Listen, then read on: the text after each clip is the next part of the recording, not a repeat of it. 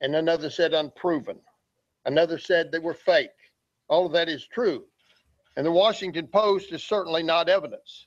What I want to do in this campaign is very simple, is get back to the issues which some are avoiding addressing. I haven't had one question from the press or the media about issues in this case since these allegations have occurred. What is important is how we address the future of this country, about cutting taxes, rebuilding our military, repealing Obamacare, and putting good judges and justices on the federal and Supreme Court of the United States. We've got to stop judicial supremacy, or we're losing our form of government.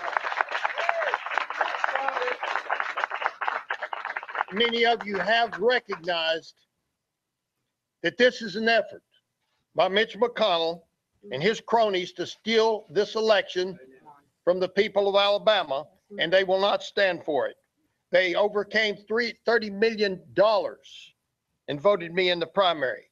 And now they're trying a different tactic. The other day we got a call from one big magazine that you all recognize if I say the name. I don't want to say it. But they got a call and said, asked me to step down from the campaign. Well, I want to tell you who needs to step down. That's Mitch McConnell.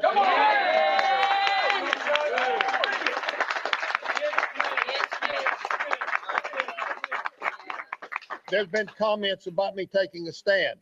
Yes, I have taken a stand in the past. I'll take a stand in the future, and I'll quit standing when they lay me in that box and put me in the ground. I'm proud to stand with people that I see behind me and with people of Alabama to bring forth the truth to Washington, D.C. Not just about what we stand for, but what the people of this country stand for. An acknowledgement of God, an acknowledgement of the Constitution, an acknowledgement that we need moral value back in our country. And without God, we can never succeed. I want to thank you for coming here. I want to close with just saying, may God bless you, bless the state of Alabama and the United States of America. Thank you. That is Judge Roy Moore, who is still running for the United States Senate in the state of Alabama, making some very pointed comments, specifically that Mitch McConnell is trying to steal the election from the people of Alabama. And I don't know that that's not the case. I do not know that that's not the case. So far, what we have seen is we've heard some scurrilous stories. We've heard stories that are very, very concerning. Certainly, if they're true, then they are worthy of consideration. But the people who should be considering all of this are the people of Alabama, and I am sure that they are. The people of Alabama have in their power the ability to either elect Roy Moore or not, based on what they know of this man. They have lived with him their entire lives. I am sure that the elective process in the United States, regardless of whether or not Mitch McConnell finds it trustworthy, I believe that the electoral process of the United States is more than trustworthy and will be up to the task of determining whether or not Roy Moore should sit in the United States Senate. I, in point of fact, believe that they should make that decision, not Mitch McConnell, not a bunch of august Republicans, certainly not a bunch of august Democrats. Good heavens. Now we're in a situation where this is moving left and right and center and backwards and forwards and so on.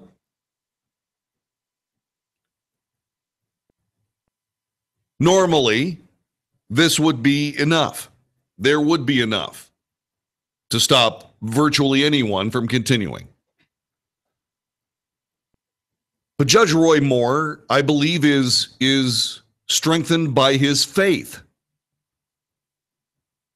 I believe that if Judge Roy Moore believed that he was indeed guilty of these accusations, that he would have stepped down by now.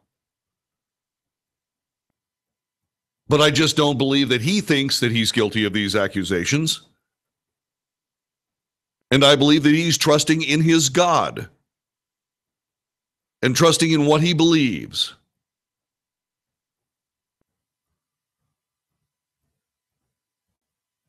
And as far as I'm concerned, between that and the people of Alabama, there should be a good decision made, not one to be challenged by the Republican Party. And I want to make you aware of a couple of stories here. Out of Politico, GOP leaders weigh drastic plan to save Alabama Senate seat. Save the Alabama Senate seat. Listen to this. Republican leaders are exploring a dramatic remedy to salvage the Alabama Senate seat as fresh polling shows that Roy Moore's prospects are fading fast. Let's talk about those polls. You know, they're not real. If the 2016 presidential election showed us anything, it showed us that most polling, if not all polling, is dramatically suspect. People say, well, the poll says that Roy Moore is fading fast in the election. Fine, then all of this is going to be taken care of in due course. Because if indeed the polls are correct, Roy Moore will lose the election and everything will be fine. Or theoretically fine. I don't believe he's going to lose the election.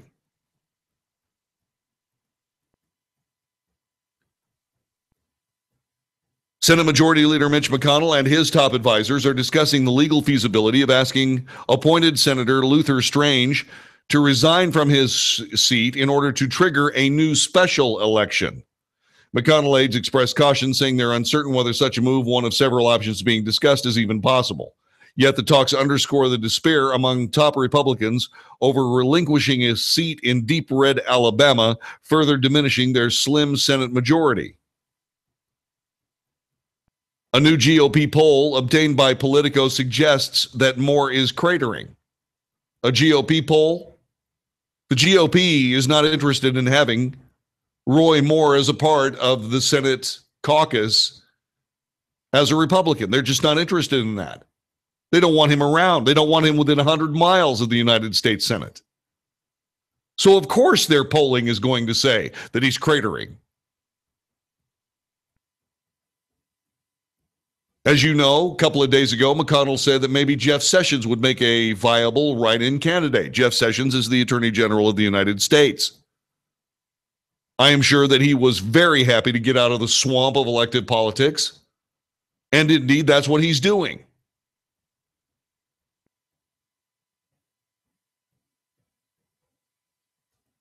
There are other things involved here.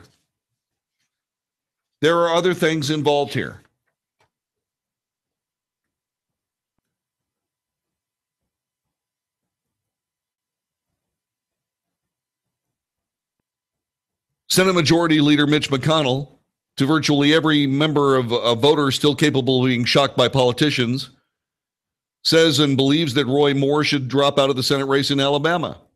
Why? Let the voters have their say.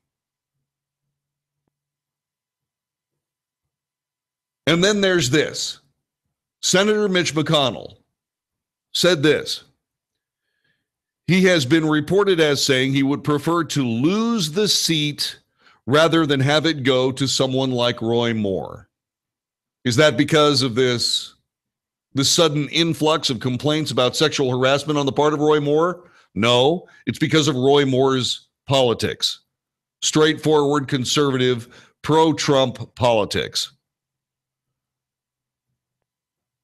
Of course, he'd rather lose the seat to a Democrat that he can move around as he sees fit. The President Trump, for his part, did everything he could to get Luther Strange elected. The people of Alabama said no. The people of Alabama have something to say here. And then there's this. Look at this amazing headline right here in the pages of USA Today. GOP's other Roy Moore problem. The Constitution could protect him. The Constitution could protect him. Well, if the Constitution can protect him, it means he's right. He hasn't been charged with anything. He hasn't been charged with anything. He hasn't been indicted. He hasn't even been complained about. Nobody's filed suit in civil court. Nobody's done anything. Why?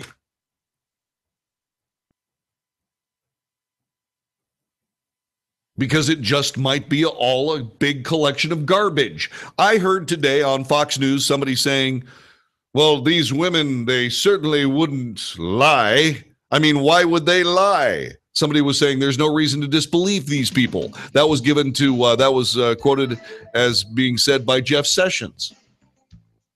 Sure, there's a reason to perhaps disbelieve these women. How much have they been paid for their stories? If there's no way to prove one way or another that these stories are even true, don't you think these women are smart enough to say, oh, sure, I'll say for $7,500? Sure. I'll say that Roy Moore said something ridiculous to me. How come nobody's following that part of the story? How come nobody's asking? Any of these women being paid?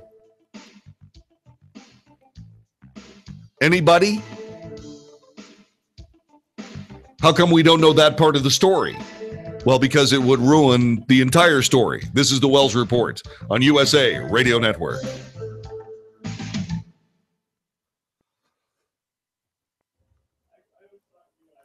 All right, sir. Okay. Glad he didn't speak for too long. Why? Yeah, me too. Well, That was perfect. I didn't want him to eat up your whole segment. Well, neither did I. Yeah. Oh, goodness gracious. Oh. That was good. Thank you. And you got about 3.5 minutes. I'm going to be right Yeah. here cutting some stuff up, so just holler if you need me. Okie as well as Dokie. Stand by. Okay.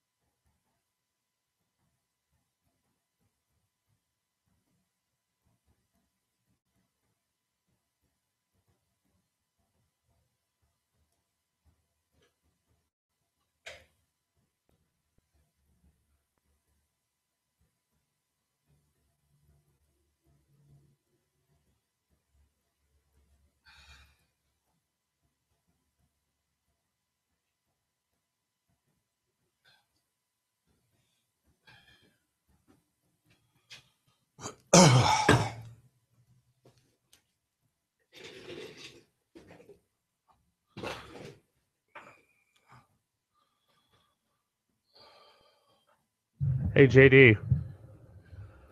JD. Oh, I told him. What? I told him that I'd be doing something. Hey. Hey, Sarah Huckabee's looking really good today. I just wanted to Sarah Huckabee. Oh, man. Sarah Huckabee. You have no idea. Oh, yes, I do. Oh, boy. Oh, my. Daddy's missed her since she's been Oh, away. Now I me. can watch her again. Oh, my. And Trevino and Mike are like dogging me because, I think she's hot. Yeah, Will you back me up, please? sure. Tell them Sarah Huckabee's hot then, please. Guys, are you paying attention? Pay attention Yes, I- now. Sarah Huckabee is, according to Chris, hot. What about you? Huh? What about your opinion? Oh, I think I'm hot too. Do you think I'm hot? I always thought you were hot. See, that's nice. Let's get crazy. You, me, Sarah, a bag of Coke. You mean a bottle of Coke? Yeah, and Pepsi. That's what I meant. Here you go. Stand by.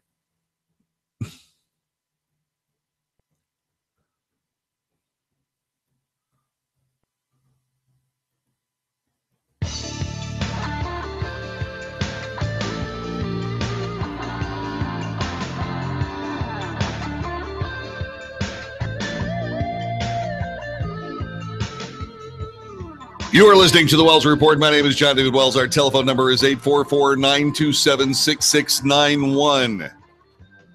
And now the Republicans are in a position where the Constitution could indeed protect Roy Moore.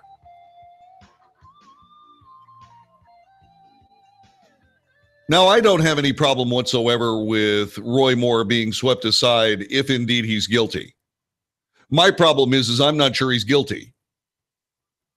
I'm not sure that this isn't some sort of badly orchestrated conspiracy.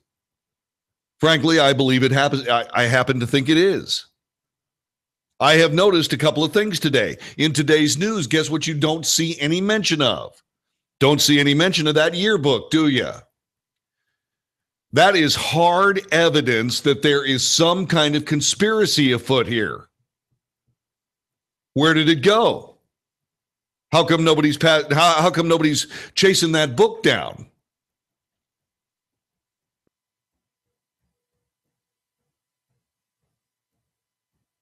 I want to see that. I want to see that yearbook.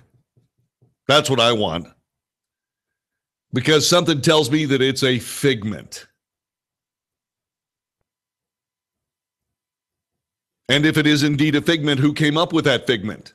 Who's responsible for it? Is it Gloria Allred? No, not Gloria Allred. Somebody else. Who? How come if there is a real media, somebody in the real media would be chasing that story down. Where is that yearbook? I told you yesterday, it wouldn't surprise me to see it disappear. For all intents and purposes, in today's news cycle, it has indeed disappeared.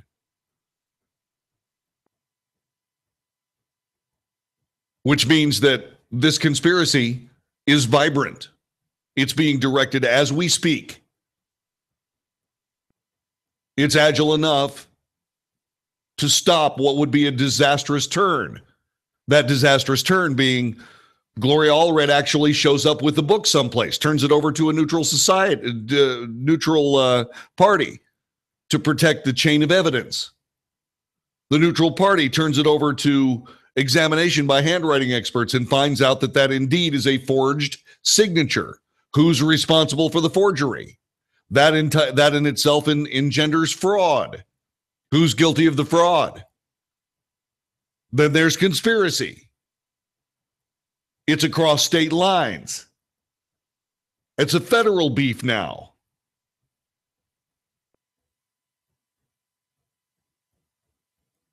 All of this, not talked about today.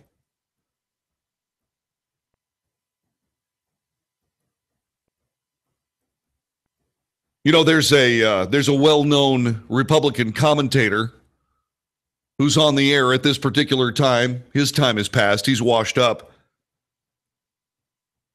But I'm just getting started. You know, it's one thing to stand for a political party that does stand for America and does stand for the things that make this country great. But regardless of the political party, if there's a political party out there that does no longer stand for the things that make America great, instead stands for what makes America terrible, which is politics, then they're no longer worthy of the support, the blind support that this guy's been showing that particular party for God knows how long. If you want to know what's going on with Republican talking points, you can listen to him. if you want to know that the actual deteriorating leadership of the Republican Party is now getting the deterioration spilled over on the party itself, you need to listen to me.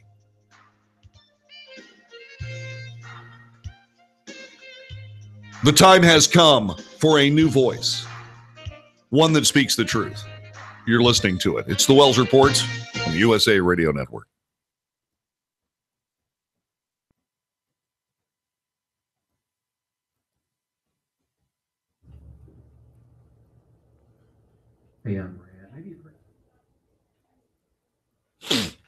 All righty, sir.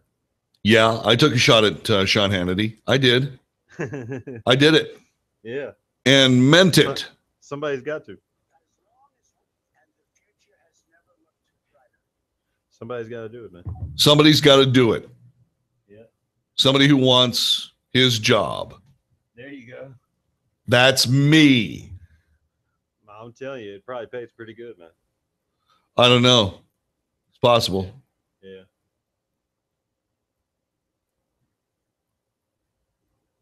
Just don't get in habits that other Fox hosts to get into.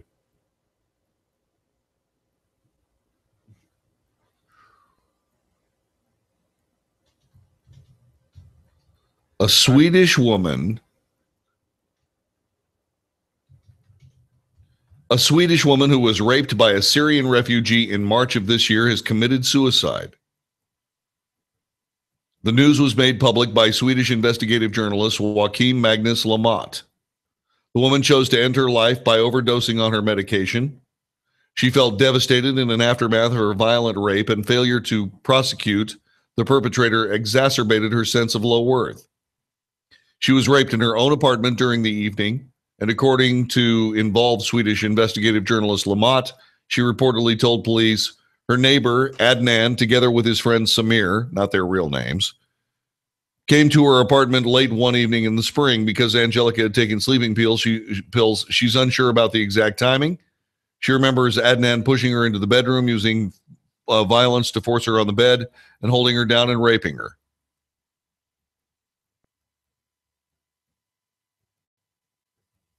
While she is being attacked, Samir is somewhere in the apartment.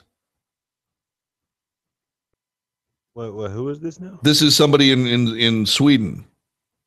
Oh, okay. And apparently, when there was a lack of evidence, she chose to kill herself. Dang, that's crazy.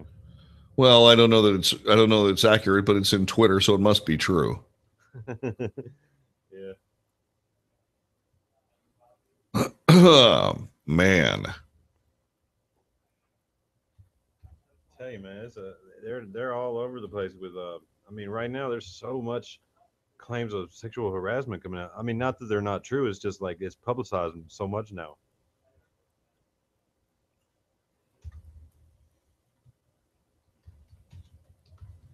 Every day it's a new one.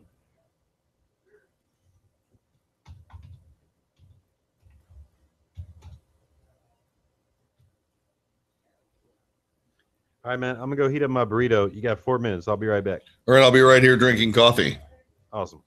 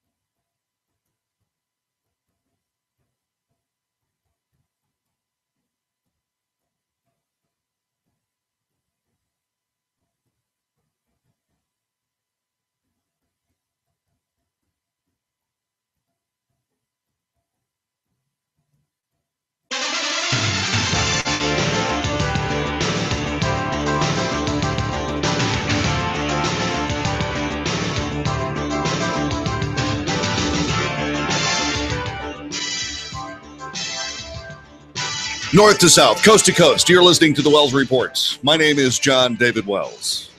Telephone number is 844-927-6691. 844-927-6691. Last week, somebody said, does the left really want to go down this road of sexual harassment? Apparently, that was a question that fell on deaf ears, especially among members of the left. In the wake of an outpouring of sexual misconduct allegations hitting the world of media and politics, the left is slowly but steadily turning on former President Bill Clinton, even former Vice President Joe Biden. The former vice president is taking heat in liberal publications over the past claims of inappropriate touching. Allegations against Clinton are far more serious and long-standing, but while Clinton family allies brushed them off during the heated 2016 presidential race, liberal writers and commentators suddenly have gained an appetite for revisiting them. As gross and cynical and hypocritical as the right's "what about Bill Clinton" stuff in, it's also true the Democrats and the center left are overdue for a real reckoning with the allegations against him. This according to MSNBC host Chris Hayes. The shift comes amid an intense focus on sexual assault and harassment, with allegations rocking Hollywood and East Coast media circles, including against producer Harvey Weinstein, actor Kevin Spacey, comedian Louis C.K., MSNBC's Mark Halperin. The allegations also hit lawmakers in Washington and state capitals, the most prominent claim centering on Alabama Senate Republican hopeful Roy Moore. But then again, of course, it was Al Franken today. The scrutiny revived questions about how Bill Clinton was able to stay in office for 2 terms, then launch a post-presidential career as one of the highest paid public speakers in the world and most influential elder statesman on the planet. Juanita Broderick, who has long accused Clinton of rape and spoke out during the 2016 campaign, returned to the spotlight again this week when comedian Chelsea Handler tweeted about the allegations, facing more. Chelsea said, "Imagine being molested by an older man. Then that man denies ever doing it and goes on and gets elected to the United States Senate. What kind of message does that send to young girls everywhere? And men to all these men who abuse women?"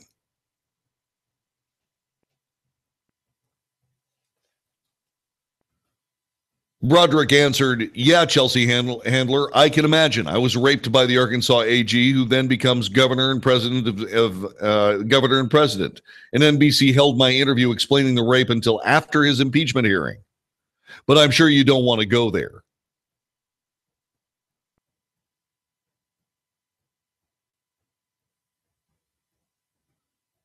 Chelsea then responded with something very interesting.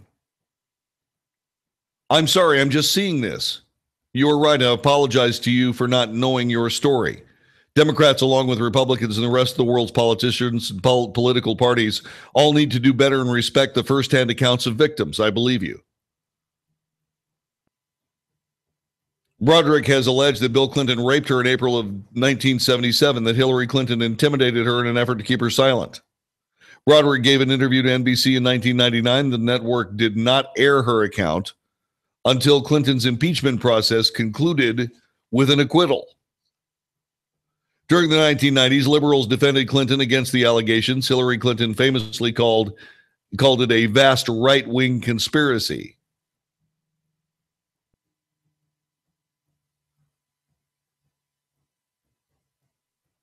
Clinton was accused by multiple other women, including Paula Jones, of sexual misconduct. He was actually guilty of sexual misconduct with a White House intern named Monica Lewinsky. He stood in front of a camera, archly looking at it, staring us down, and said, "I did not have sexual relations with that woman," and then was forced to eat crow after committing perjury in federal court. That got him impeached. But at the time, the mainstream media was talking about, hey, it's just sex. Come on, it's just sex. Where are those people now, George Stephanopoulos?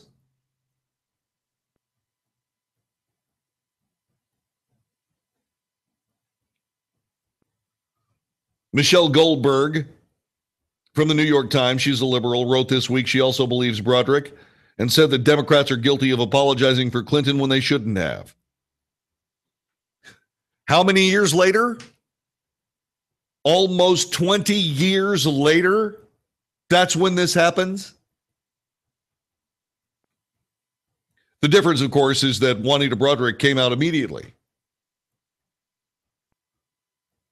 She didn't wait 40 years to say something to someone.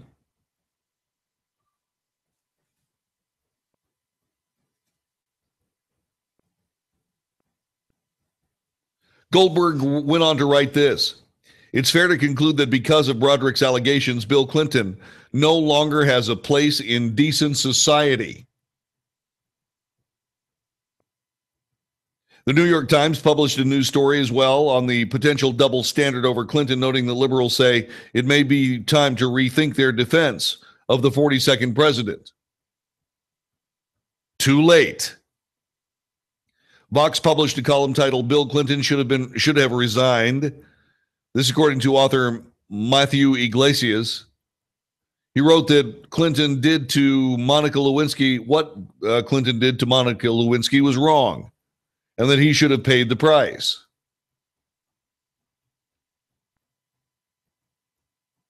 Had he resigned in shame, we might have made a collective cultural and political decision that a person caught leveraging power over women in appropriate ways ought to be fired. Instead, we lost nearly 2 decades.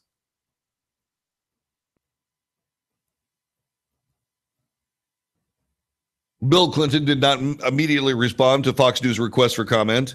He denied Broaddrick's allegations through a lawyer in the 1990s. What about the former vice president? He doesn't face the same kind of allegations that Bill Clinton does,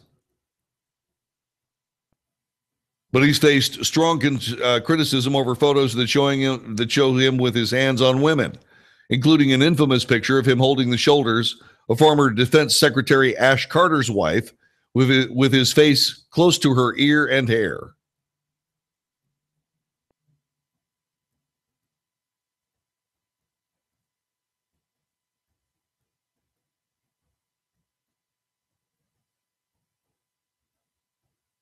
This month, Biden said he would not rule out a presidential run in 2020, but now liberals are questioning whether Biden could be fit or should be fit to be considered as a 2020 presidential candidate.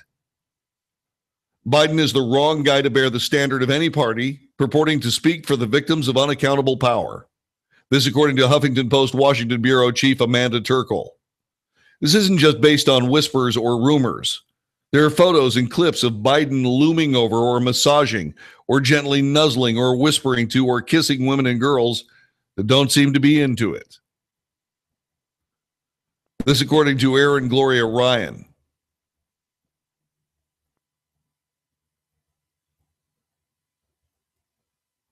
Right now, a society grappling with men, power, sexual exploitation, and consent does not need Joe Biden's highlight reel playing alongside Representative Jackie Spire's pledge to fight sexual harassment on the Hill.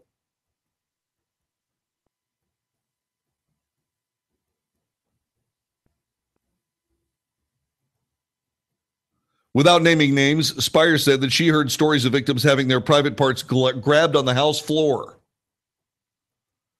Spire said Wednesday she is barred from identifying one lawmaker because of a non-disclosure agreement. She said she wouldn't name the other because the victim asked her not to.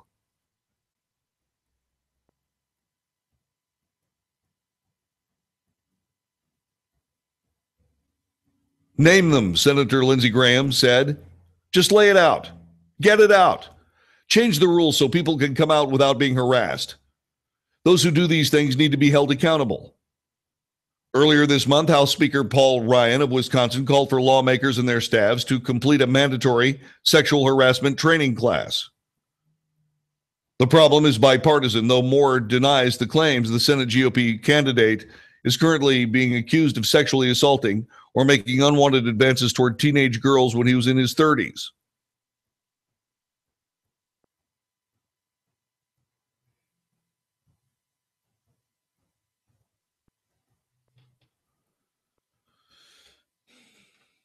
And so here we are. The left almost in as deep a trouble as the right.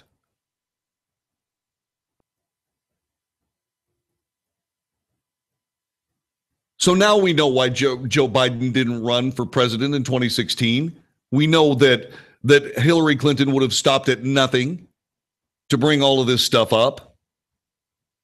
This is going to stop him in 2020. But who are we going to get? Does this mean that people like Mitt Romney are the only people that are fit to be president of the United States? Apparently.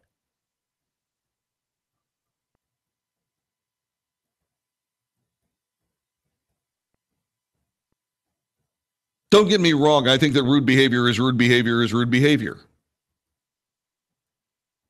I do. I believe that.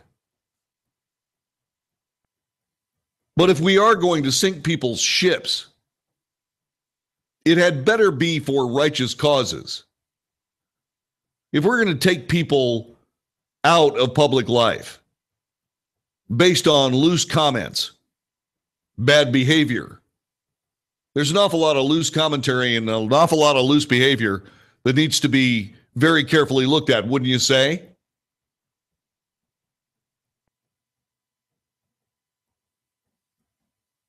So what do we do?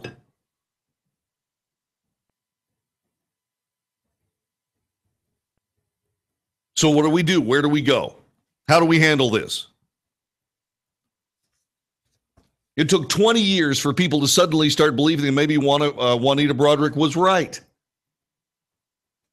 20 years. The story's been the same for 20 years.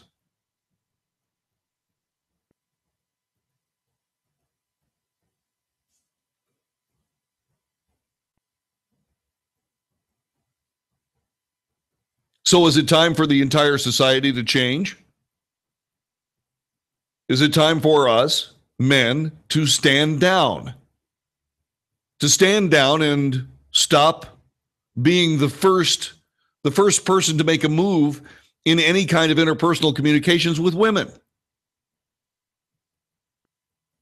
And if it's not time for us to stand down, just exactly what should we do? How do we behave? What do we do? 844-927-6691. You know, I've heard an awful lot of people talking about all this kind of stuff, but I haven't heard from a lot of regular American females talking about this. How about it? Is this where the entire society changes? Is this where American men stand down, back off,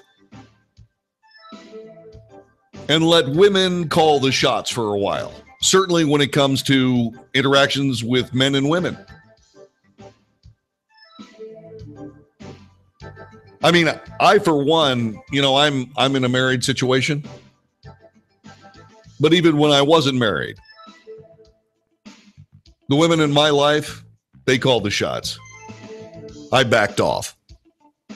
Is that where the rest of us need to go? Is that what the rest of us need to do? You're listening to the Wells Report. This is the USA Radio Network.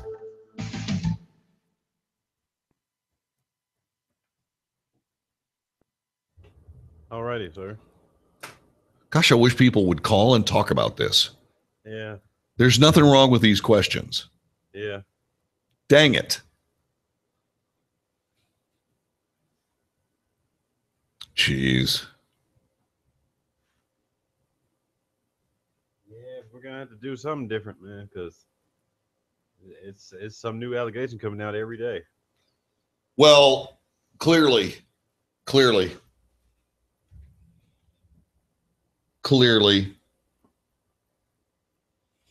unbelievable.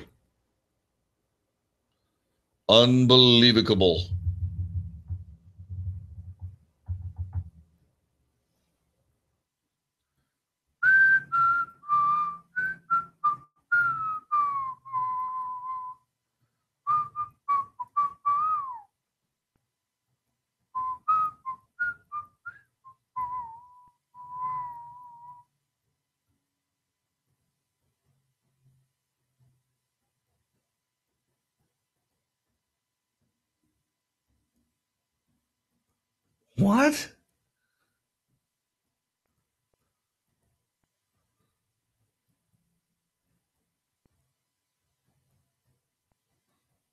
Okay.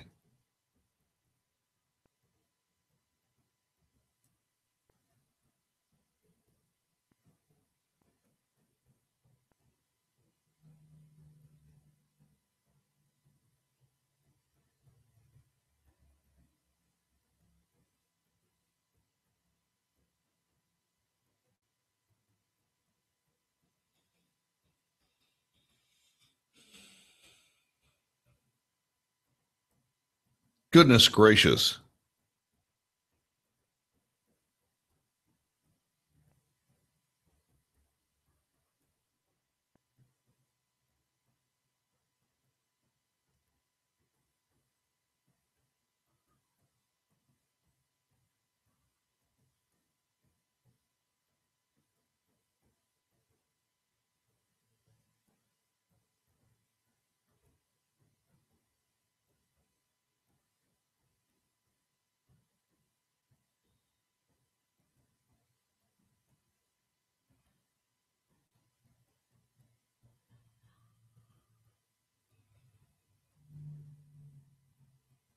Wow.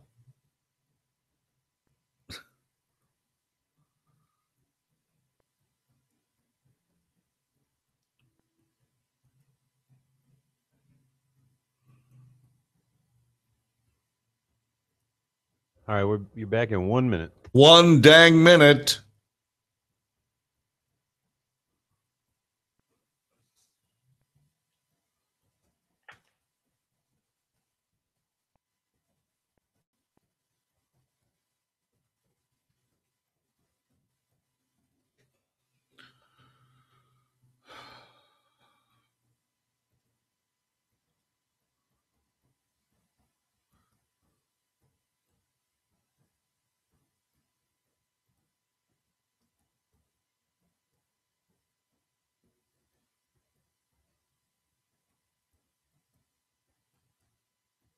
All right, here we go. 10 seconds.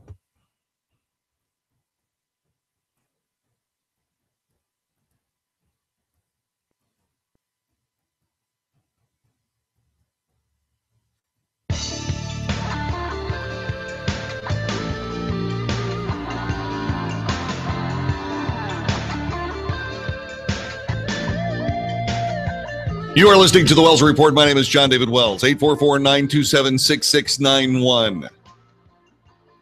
So is this clearly a broader spectrum problem than we thought? Or is it just that this is now the hot topic of the day, the hot topic du jour, and naturally every possible story about this is going to be the next thing we hear about on the news? I think there's a little bit of both at play here. Well, what I'm interested in is just exactly what should men do now?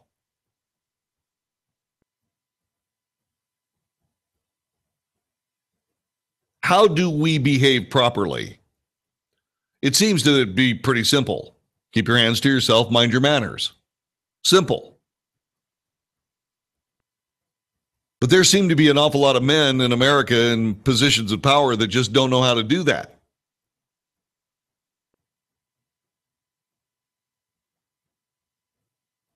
Is it because these people are powerfully egocentric?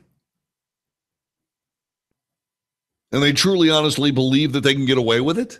Is that what this is all about?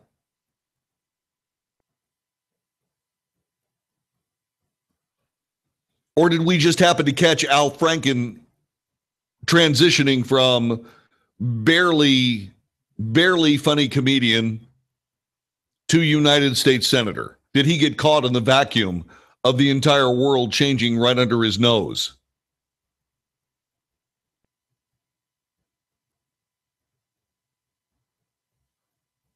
And how does that look to everyone else? How does it look to everybody else? I want to know where America's women stand on this. 844-927-6691. 844-927-6691. Call me on the telephone right this minute. Where do you stand on this? How should men behave moving forward? Just tell us. I'm not going to argue with you. I just want to hear what you have to say. I am sincerely asking that females call 844-927-6691. Tell men how to behave. What should we do? What I want to know is this. Do we stop buying drinks? Do we stop buying dinners? Do we stop paying for movies? Do we just stand back and wait until a female comes up with some sort of plan? And then we decide whether or not we want to have anything to do with the plan. Do we get things down in writing?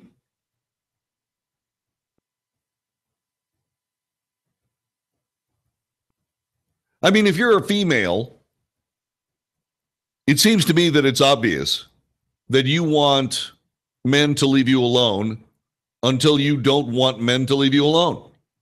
Is that true? Again, 844-927-6691. I am sincere in this request for information. Sincere. Call me on the phone. Tell us how to behave.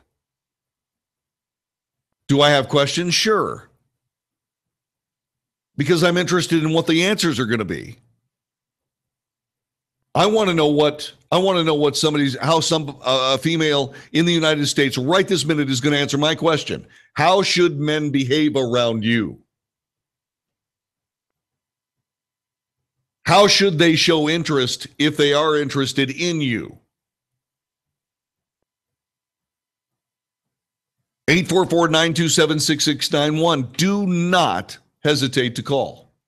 Call right now. Share with us. How should we behave? There's obviously a certain standard of behavior that is changing. Where's the new standard? 844-927-6691. Do you immediately write off some guy that doesn't have the stones to ask you to go out?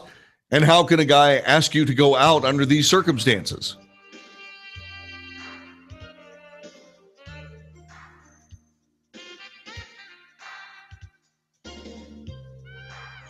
By the way, I've already got the after you drop her off after dinner and after a play or after a film or something along that line, you walk her to her door. You know what you do? You shake hands with her. That's it. I want women to respond. Don't just sit there. Get into the debate. Don't be somebody who waits 40 years before you complain about something that happened yesterday. How are men supposed to behave? How do we interact with you without ending up watching our career go right out the window because we said something wrong years ago? This is the Wells Report on the USA Radio Network.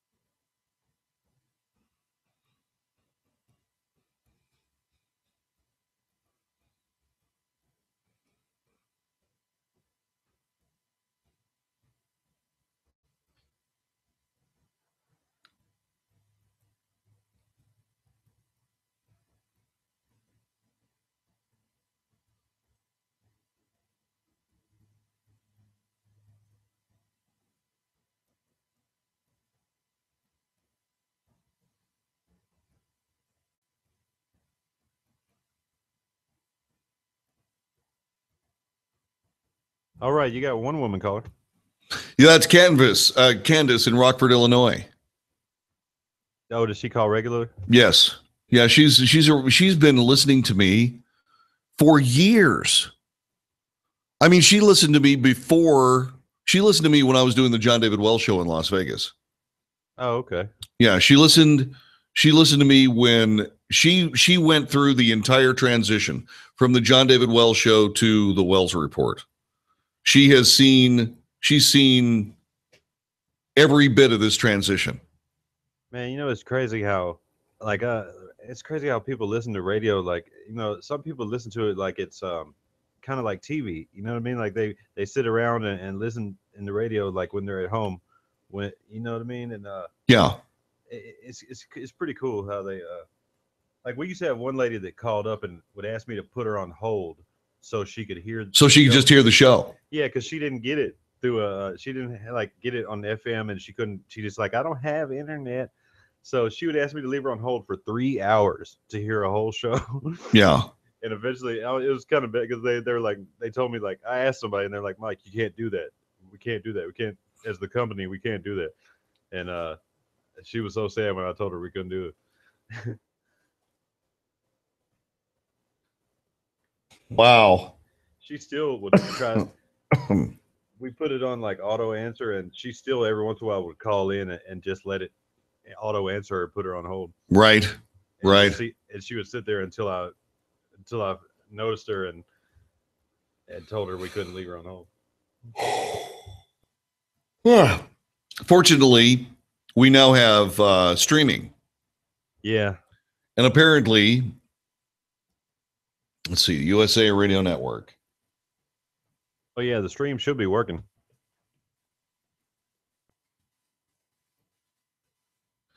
USA Radio Network. Am I on the schedule yet, I wonder? No, not quite. Let's see here. Listen live. All right, we're back in 10 seconds.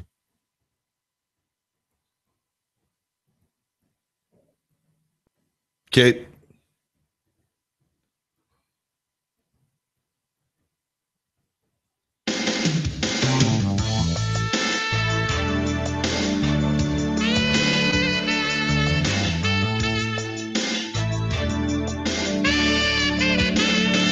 You are listening to the Wells Report. My name is John David Wells. Our telephone number is 844-927-6691. Sexual harassment reports across the land. Decades old. Decades old. Women of America being badly handled, in some cases physically, by men. How are we supposed to behave? Let's start from scratch. How does a man behave with women in the United States in the latter part of 2017? Let's start from zero. If you are a female listening to this broadcast, call us, 844-927-6691. Do not hesitate. Do not be afraid. Don't be nervous. I have 4 sons. I have seen young men being destroyed in college. Destroyed. Sometimes it's their fault. Sometimes it's not their fault. I want to know how to tell my sons how to behave properly.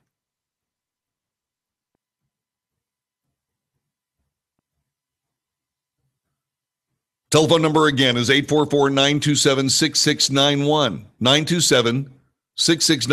844-927-6691. Let's get to Candace in Rockford, Illinois.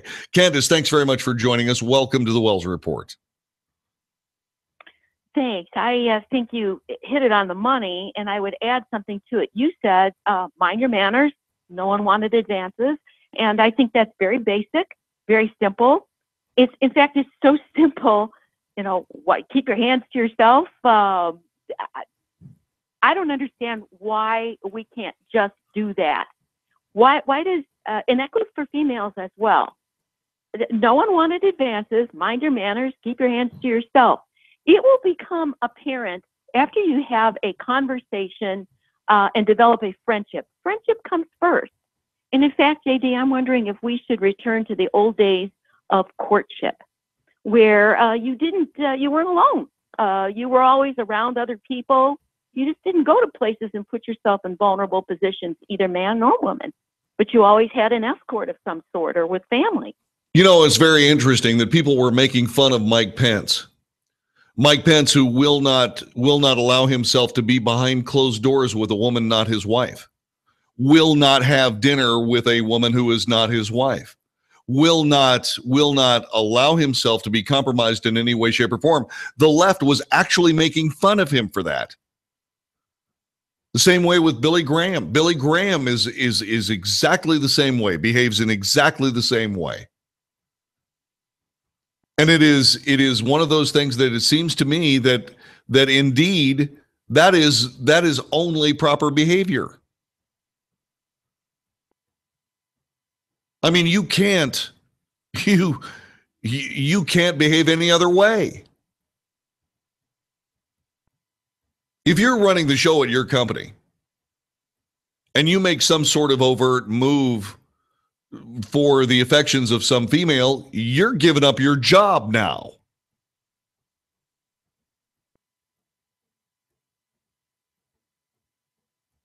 Your next trial could be a jury of one without trial, without evidence, without a case being argued.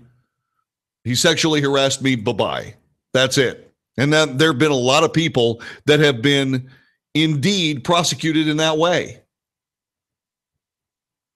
People forget that sexual harassment was huge before President Clinton blew it all right out the window by sexually harassing Monica Lewinsky. Now, make no mistake, she sexually harassed him back. But he's in his 50s. She's in her 20s. She may have been 20. She's a White House intern. A White House intern.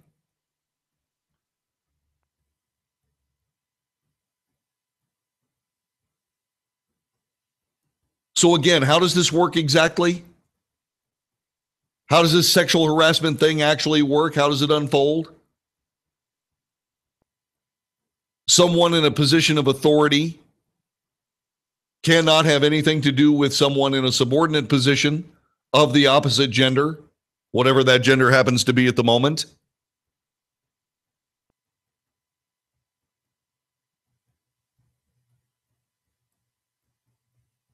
You smile and you nod. You keep your hands to yourself. You mind your manners. Let me ask you a simple question.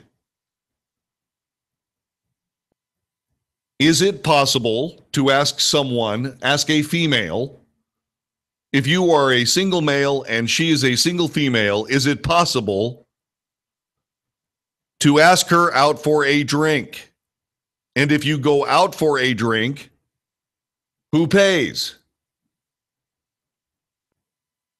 I mean, seriously now, think about this for just a moment.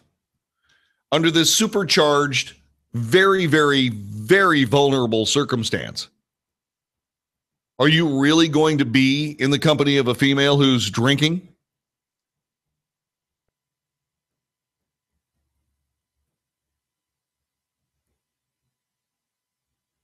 And oh, by the way, if you're a male, are you really going to be comfortable enough around a woman that you are simply getting to know better and do any drinking?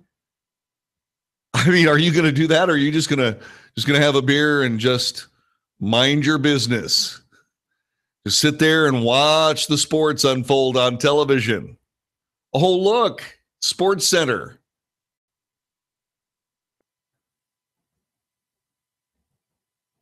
Some girl comes up and says, "Why don't you buy me a drink?" What's your choice? How do you answer? Some female call me on the telephone and tell me that. You're sitting at a bar. A girl sits down and says, hi. And you say, well, hello, ma'am. How are you this evening? She goes, I'm fine. Why don't you buy me a drink? How do you answer that question? 844-927-6691. 844-927-6691. How would you answer that question? You're sitting at a bar.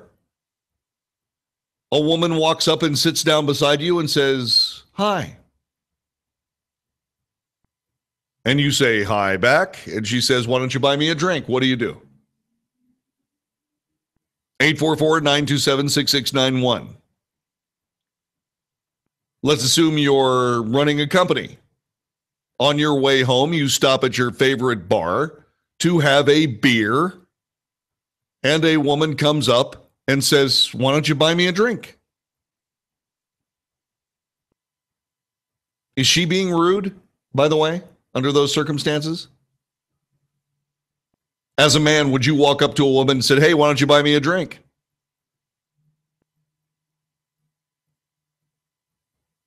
I wouldn't do that.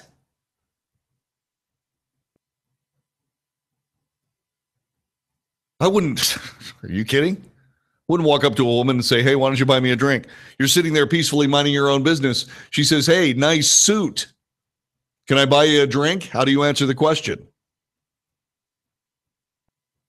How do you answer that question? 844-927-6691. Do not hesitate. If you're a female, tell us. I want to know how you're supposed to behave. Now, there's clear, obvious ways of behaving. Keep your hands to yourself. Mind your manners, etc., etc.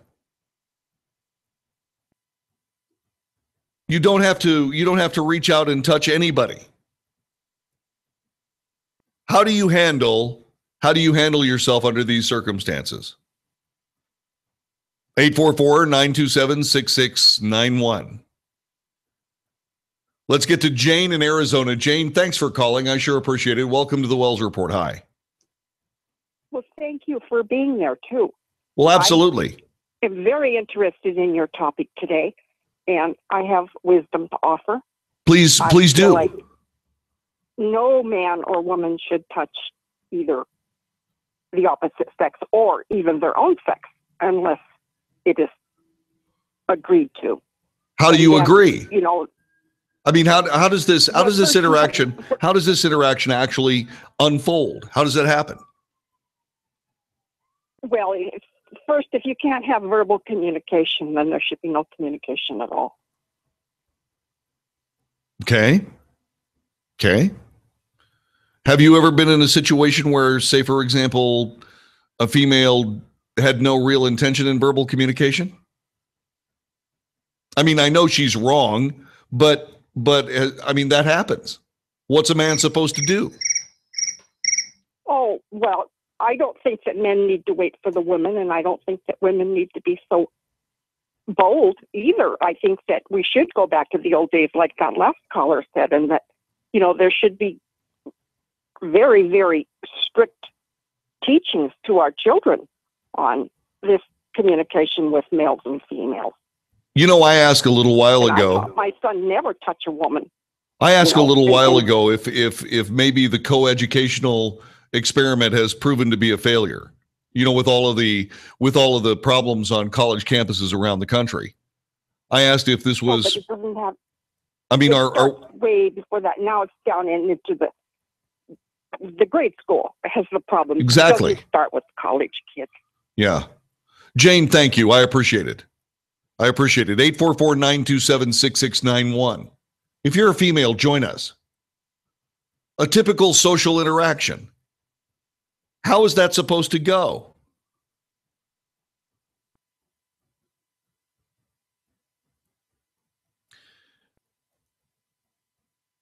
I have a lot of dear female friends. I am very fortunate that I really have minded my own business in most cases, in the vast majority. In fact, I think I only ever tried to smooth talk one girl in my life, and I still regret it. Nothing bad happened. I mean, I was charming. But that was the thing. I was charming. She wasn't interested. But she changed her mind. And she changed her mind because I convinced her it was a good idea. I wasn't rude. But that happened like 1984, 1985, somewhere in that vicinity. And I regret it to this day. So I've been fortunate. But I remember having a conversation with a dear friend of mine who's female. She's single. I mean, we have been dear friends for decades. And she was explaining the concept of date underwear to me. Date underwear, I said? Yeah, date underwear. And I said, were you going out on a date when you wore date underwear last time? She goes, no, but something may have popped up. Now, this woman she's not what you would consider to be promiscuous, or she is sweet and wonderful and a grown woman in charge of her life. But she has a collection of date underwear that she occasionally wears when she's not on a date, but may be looking for one. Under those circumstances, what do?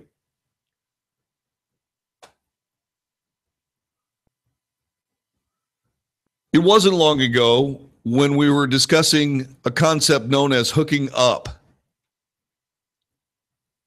which was where you would go someplace like a bar or something along that line, find somebody that was fun to be around, and you'd hang out. It may or may not go any direction or anywhere. But if you're in a position where you're seeing all of these men, these professional men, in serious trouble professionally now, I mean, we're not sure that Al Franken isn't going to lose his job, whether this is going to be the end of his career. We have no idea. But if you're in a situation where you're a manager, are you going to go out for a casual hookup? Are you just going to sort of hang out and have some fun? And what if a female's out there looking for a good time? Do you dare be the person that becomes, shall we say, make yourself available? Do you make yourself available? Not on your life. That would be a huge mistake. Telephone number 844-927-6691. Hey, my bad, man. I tried to do your, like going off a habit, I almost did your music like I do on the other shows where I faded up real slow. That's why I brought it up real quick there for a second. It's all right. All right. It's okay. I mean, I don't want it to roll over the top of me, know? Yeah. Okay. Yeah. No, that's what I usually like with Wayne. I leave it down real low and then bring it up gradually. Yeah. But I think you kind of use it for time, though. I do. That's why I turned it up to make sure you could hear it. Yeah, that's fine. Awesome. All right, you got about 3 minutes. Okay.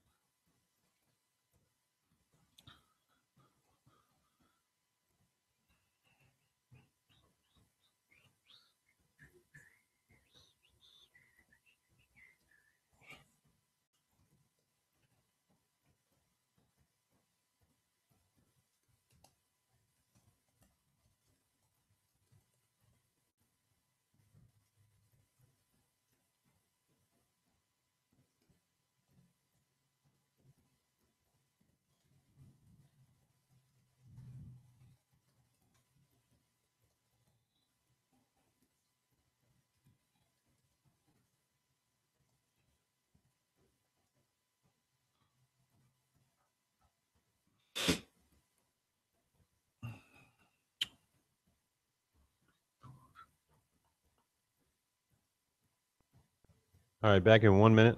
Back in 1 minute.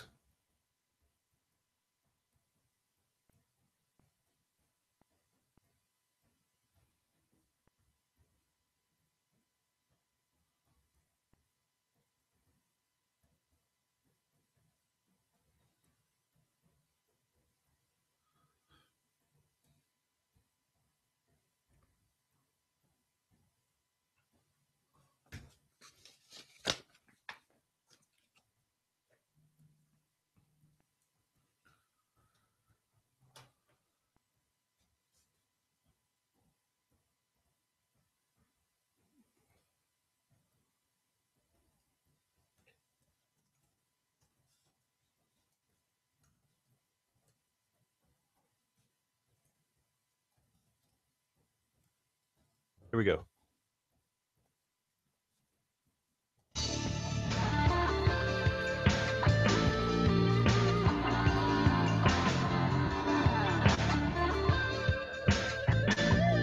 You are listening to the Wells Report. My name is John David Wells. A federal judge today declared a mistrial in the very high-profile bribery case of New Jersey Democrat Senator Bob Menendez.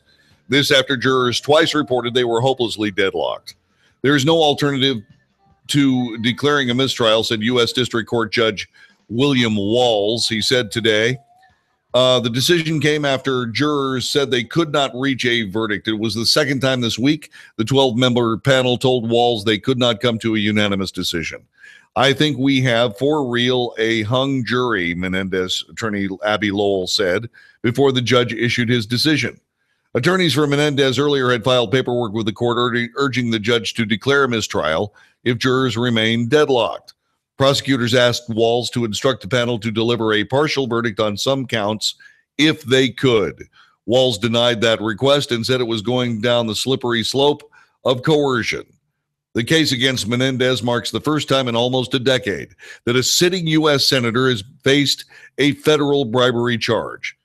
According to the criminal complaint, Menendez greased the wheels for Sullivan Melgen, a Florida ophthalmologist. Among other things, Menendez was accused of helping to obtain visas for several of Melgen's girlfriends, as well as lobby the State Department on his behalf regarding a $500 million port security contract in the Dominican Republic.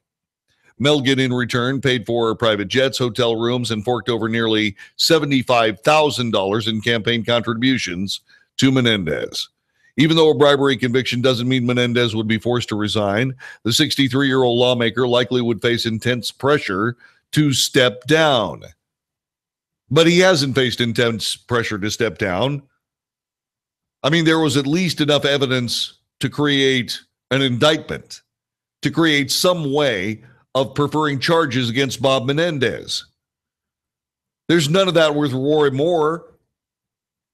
Al Franken, now being charged with sexual harassment and sexual assault, by the way. Has anybody asked him to step down? Anybody told him to step down? Nope.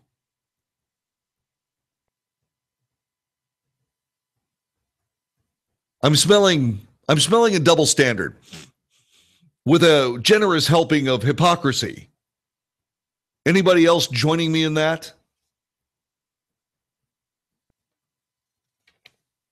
So Bob Menendez, apparently off the hook at least for a while and perhaps permanently.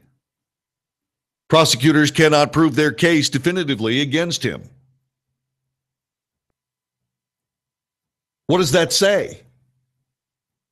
What does it say that these self-righteous Democrat senators that are calling for Roy Moore to step aside after a duly legal election to disenfranchise the voters of Alabama, not just Democrats, but Republicans as well. What does it say about those people?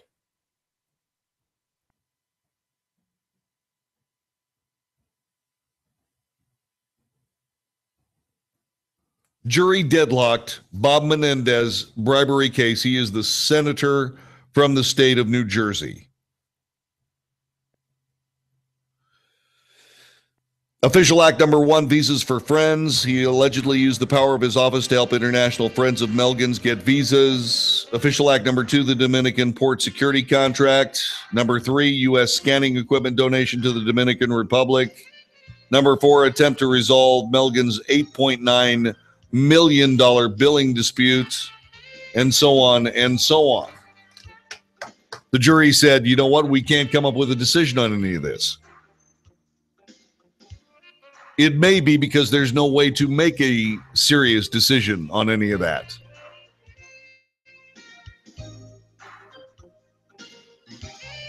I'm not a big believer in graft and corruption when it comes to politics, not in the least. But I'm especially not a fan of cobbled up cases of corruption and bribery against sitting politicians of any kind or any stripe. This is the Wells Reports on the USA Radio Network.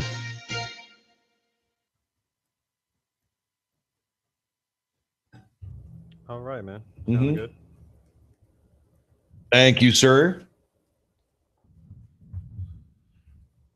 Well, that was a fast 2 hours. Oh yeah, man. It goes by so quick. I guess that's good, right? Yeah. Yeah.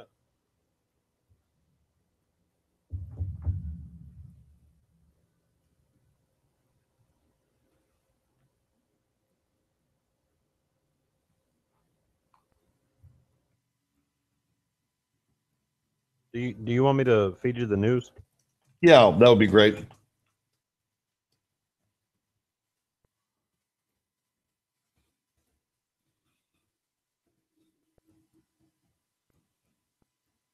I can't hear it. We'll give you 50% off of 2 MyPillow premium Can you now? pillows and 2 Go Anywhere pillows. Call Thank you, sir. 800-951-8175 and give the promo code USA, or go to mypillow.com and enter the promo code USA to get this unbelievable offer.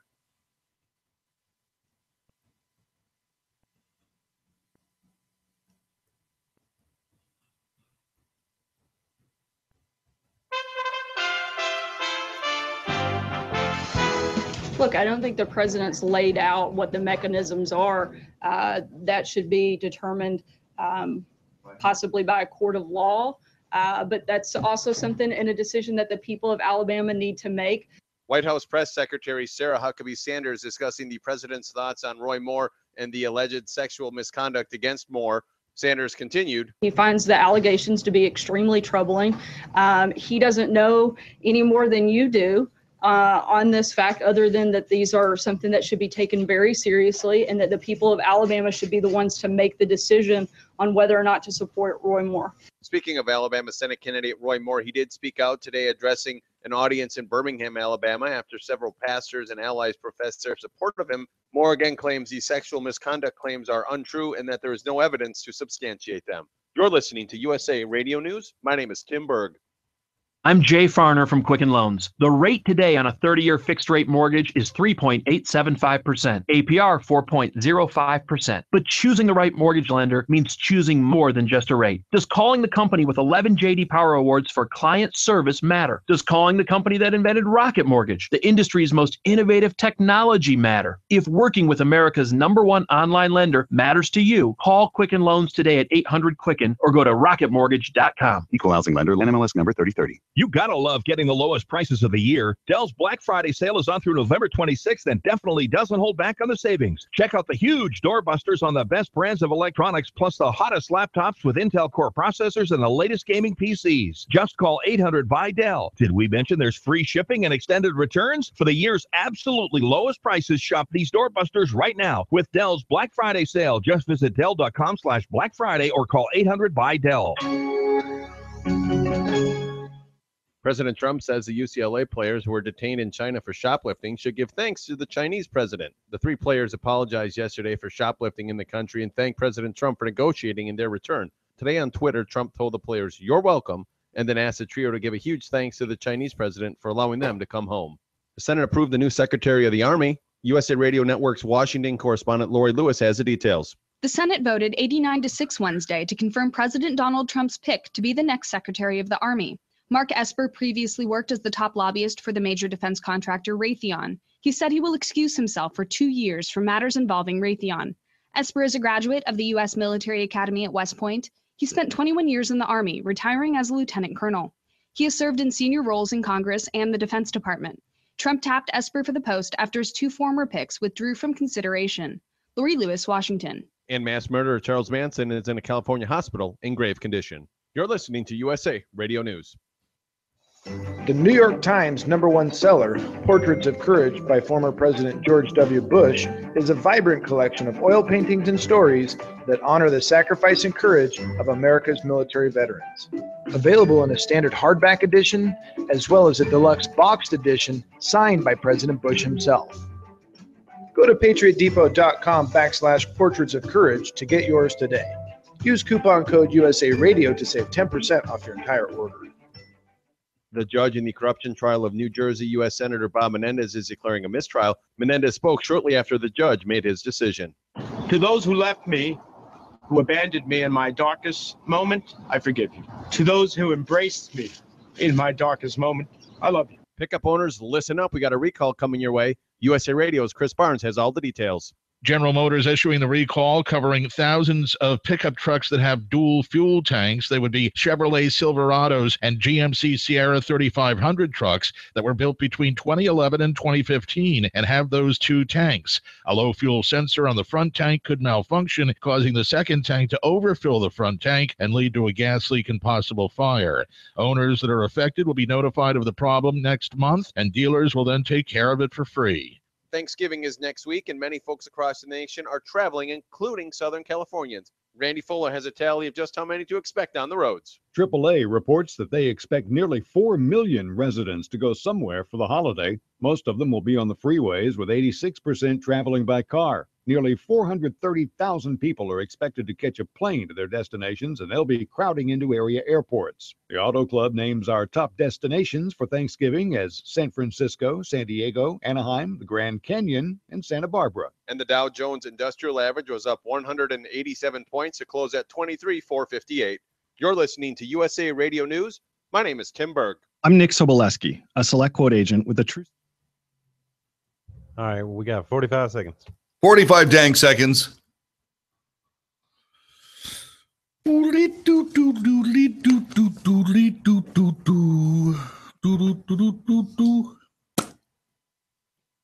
Okay. Yeah.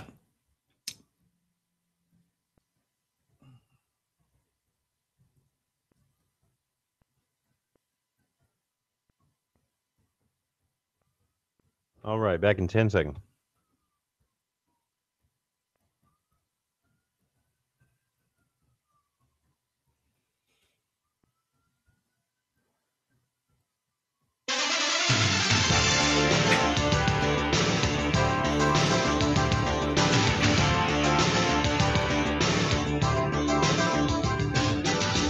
North to south, coast to coast, you are listening to the Wells Report. My name is John David Wells. Our telephone number is 844-927-6691, 844-927-6691.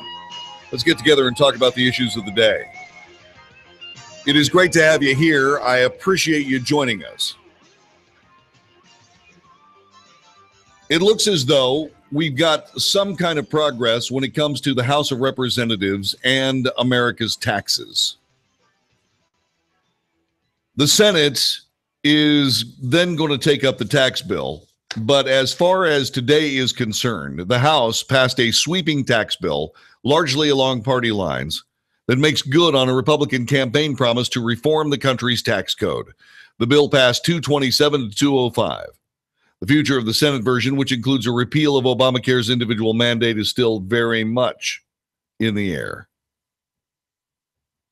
While the Tax Cut and Jobs Act was pitched as a plan to help middle Americans keep more of their income, the final version scaled back many popular deductions while cutting the corporate tax 20%.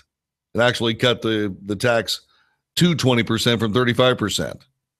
It also collapsed tax brackets from 4 to 4 tax brackets from 7.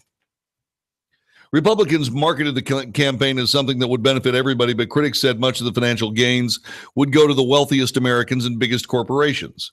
The reason the wealthiest Americans will get the most tax relief is because they pay the most taxes.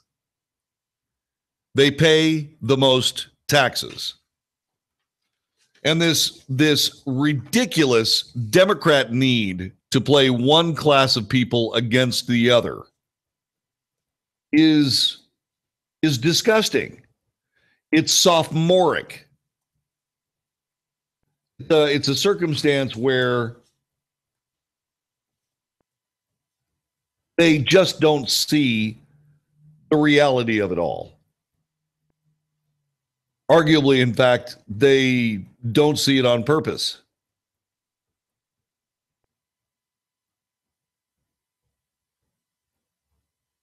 So what we need to do is we need to realize just how much the 1% pays.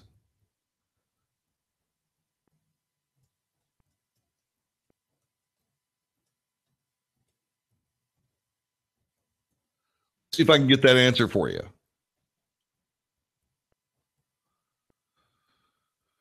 The top, here we go. The top 1% of Americans, and this, by the way, is according to CNBC. Okay? Let me see if I can get back to this. Okay. The top earning 1% of Americans will pay nearly half of the federal income taxes for 2014. That's the largest share in at least 3 years. According to a projection from the Nonpartisan Tax Policy Center, the top 1% of Americans pay 45% of the individual income taxes in 2014, up from 43% in 2013 and 40% in 2012. The bottom 80% of Americans are expected to pay 15% of all federal income taxes in 2014. The bottom 60% are expected to pay less than 2% of federal income taxes.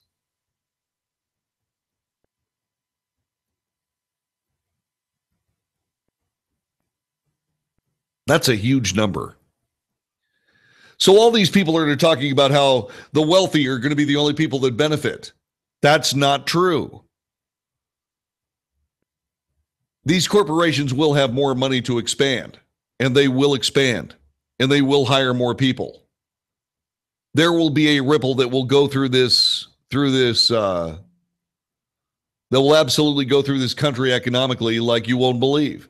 It always works that way. It's always worked. Meanwhile, the flirtatiousness with socialism, et cetera, has always proven to not work. Our telephone number is 844-927-6691. Are you feeling better about the Republicans after they passed this bill, at least in the House?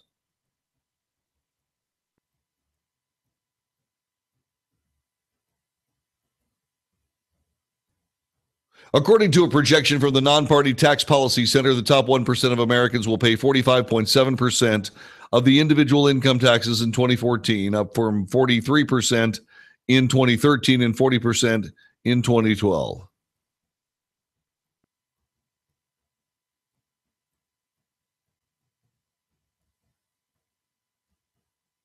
Wow.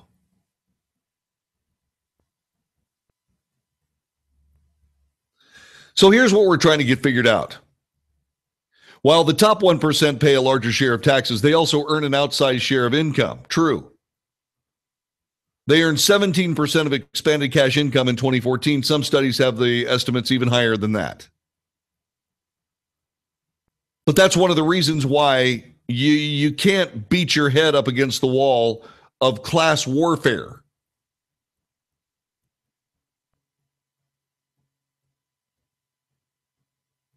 The objective of all of this is to make it easier for us to pay our taxes.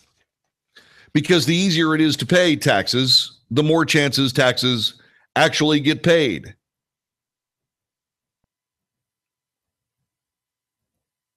The Tax Cut and Jobs Act scaled back a bunch of popular deductions, and cut the corporate tax to 20% from 35%.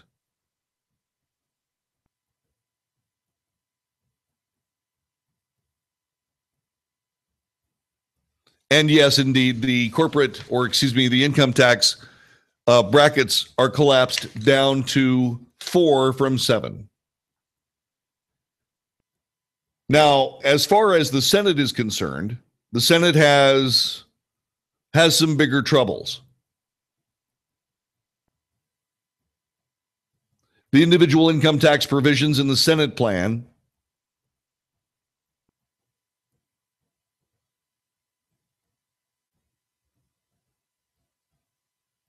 there's a difference in these things from a pro-growth perspective. The individual income tax provisions in the Senate plan clear a difficult hurdle, but they are more disappointing than those in the House plan, and you've got to understand that this is being reported by USA Radio Network.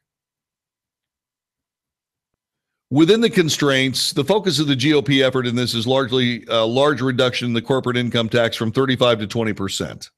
A claimed middle-class tax cut is supposed to provide political cover for it, and leaving the top individual rates punishingly high is provided to help protect against Democrat charges of favoring the rich. Within those constraints, the House plan takes very modest steps to reduce the negative consequence of higher marginal rates. The number of brackets reduced from today's 7 to 4. The incomes at which a stepped-up rate applies are increased. The Senate plan would reduce the very top rate by 1 percentage point, but that's mostly symbolic to pay for what was done, or to say that it was done.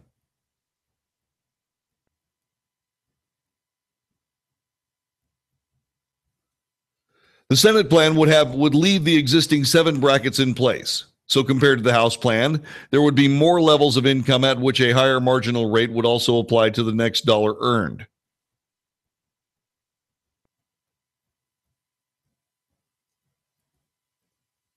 The large number of brackets and the fading out of various credits and deductions as income increases has created a labyrinth of marginal income tax rates all up and down the income ladder. It would certainly take the pressure off of people like me.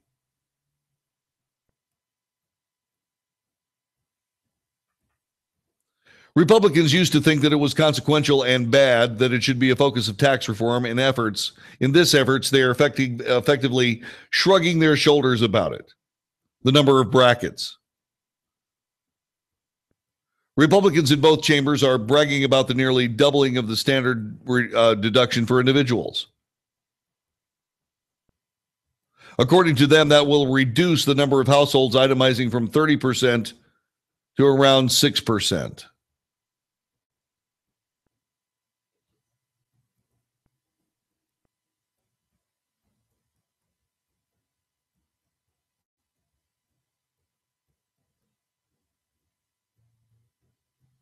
So what you have now is you have a labyrinth that is incomprehensible.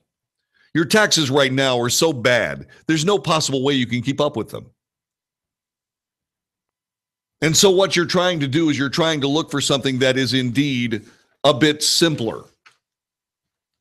Because it is simpler, it can also be a lower cost item. I just don't believe in saddling the rich with all the money. As a matter of fact, if I was doing a tax deal, I would come up with a couple of different things.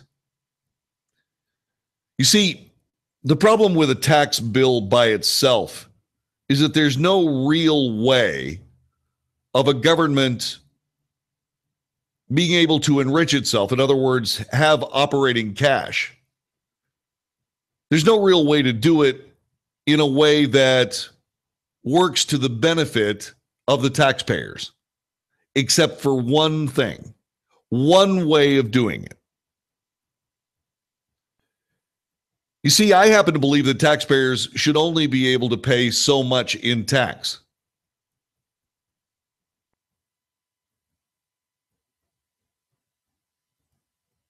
I happen to believe that a taxpayer should. I believe there's a limit to the amount of tax money that somebody should pay.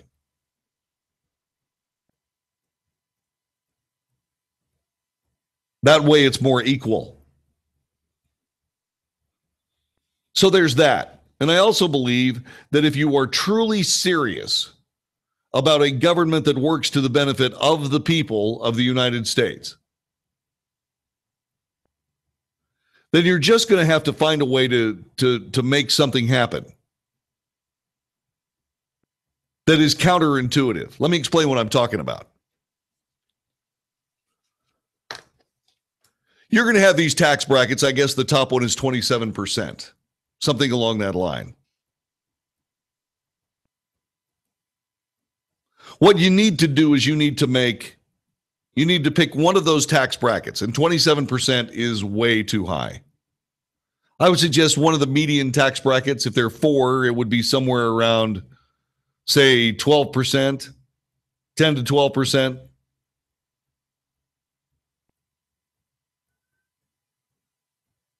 And then what you need to do is you need to set it up so that there is a limit to the amount of spending from a standpoint of gross domestic product that the government of the United States can spend.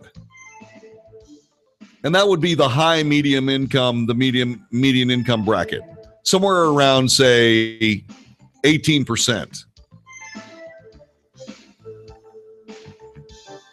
You limit the government spending in any given year. You limit that number of spending. You limit that number in some way. So say, for example, you put a limit of, say, 18% of GDP. 18% of GDP is all that can be spent by the government in any given year. What does that do for the economy? What does that do for we, the people of the United States? I'm glad you've asked that question. As we talk a little bit of tax policy vis-a-vis the economy of the United States on the Wells Report.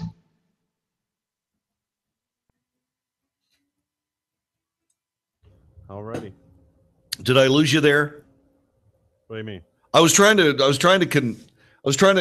communicate relatively clearly, but I'm not sure that I was doing it. And as I was trying to be clearer, I'm not sure that I wasn't making it worse. I must have missed what you said. So I did lose you. Okay, that's good. Okay, that's what I wanted to know. That's all I wanted to know. Well, I did walk over to the other desk for a second. Oh, I see. It might have. What were you trying to do, man? I was just trying to explain this, how in my view, what we need to do is we need to limit the amount of tax from a standpoint of percentage of the gross domestic product. We need to limit the amount of money that the government can spend. Oh no, I got that. I thought you were trying to hint at me to do something like related. Never mind. Yeah, you lost me, but it wasn't because you didn't lose me in what you were talking about. Okay, cool. But but you could do that, but those people I don't think they would let it happen. I don't think the senators would let it happen because they love to spend some money. Yeah, they sure do. Yeah. Golly.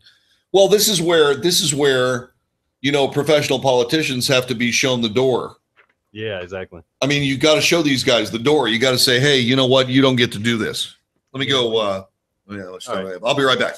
All right.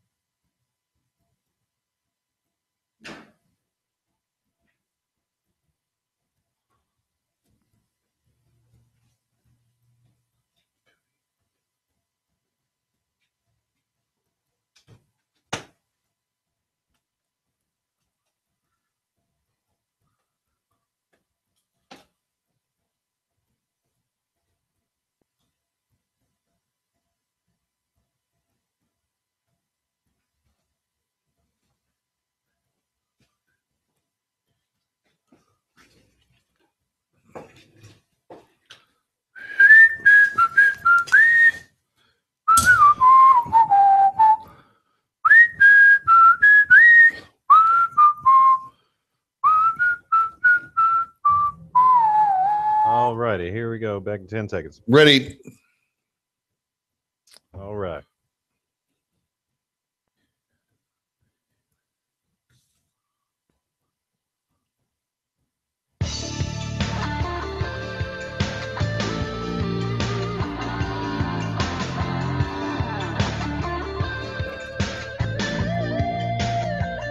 You are listening to the Wells Report. My name is John David Wells. I realized I was getting kind of technical into that, and I am guilty of that from time to time.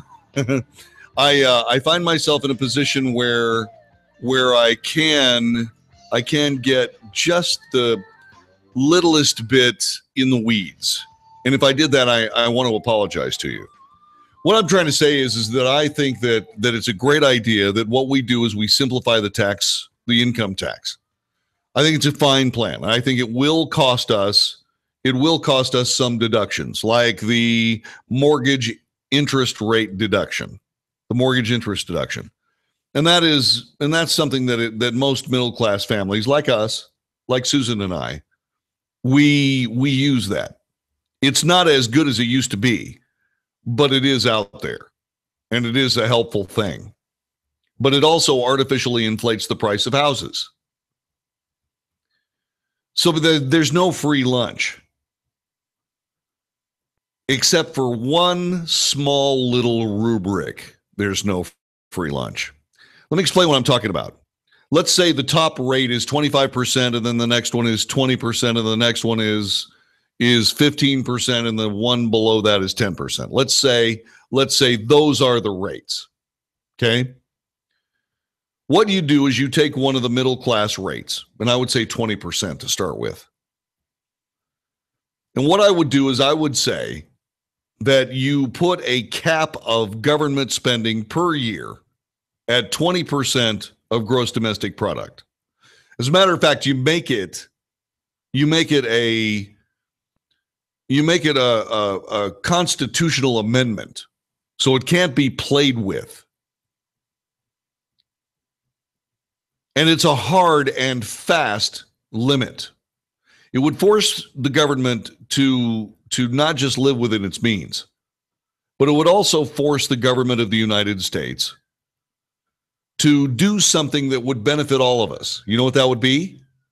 In order for the government to have more money to spend, you would have to push the actual output of the government. Or of the country. In other words, you would have to increase the gross domestic product of the nation. Therefore, if you come up with a political ideology, a policy, like, for example, any of the economic policies of the Obama administration, that pushed America's growth and income down to the single digits. Or when I say a single digit, I'm talking about 1%. That would be incredibly damaging to government funding. However, if you were able to keep the government somewhere around the gross domestic product somewhere around 3%, then what you'd be doing is you'd be actually generating more money for the government to spend. And if you can push the economy to 3.5% or even 4%, that would be the impetus of the government. In other words, the impetus of the government would not be to give away all of our money, would not be to do any of those things. What it would be to grow the economy so it would have more income to spend. Because a rising tide does lift all boats. The economy would settle down. Government spending there would be no such thing as a $20 trillion debt.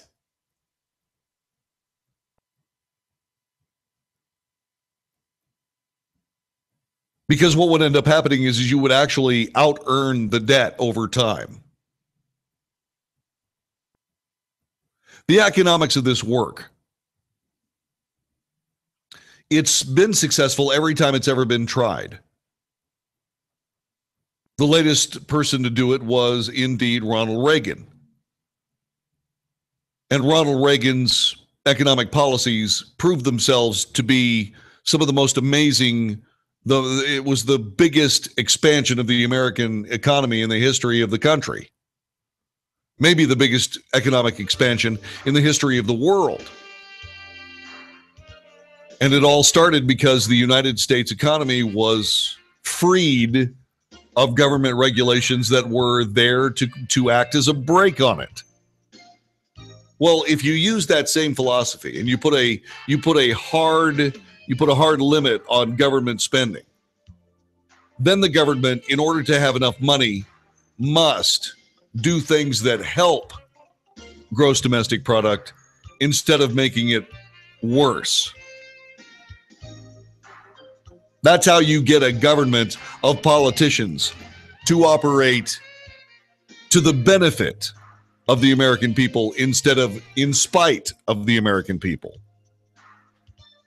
See what I mean? If you got comments, I'd love to hear them. Telephone number is 844-927-6691. You're listening to The Wells Report on the USA Radio Network.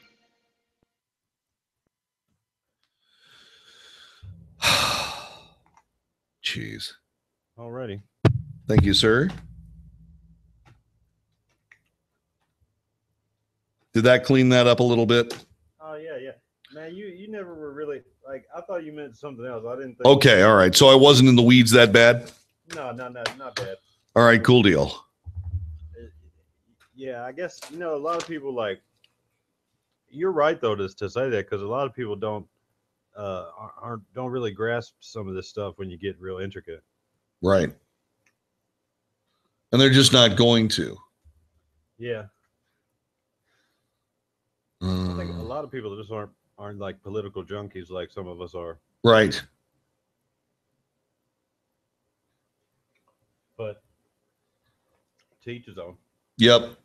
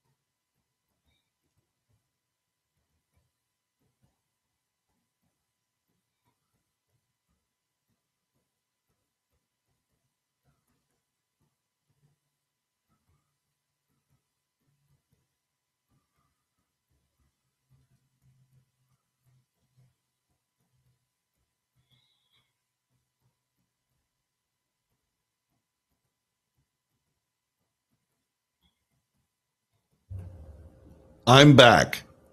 Oh, wait. So are you. All right. You got 1 minute? Yes, sir. Yeah, time sure does fly by, man. Sure does.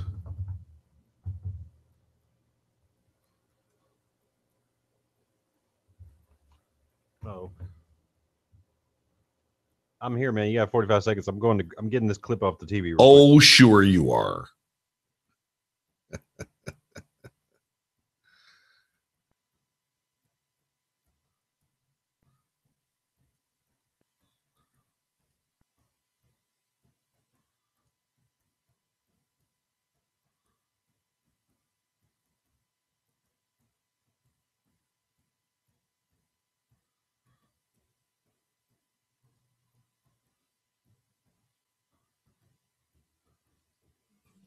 All right, here you go.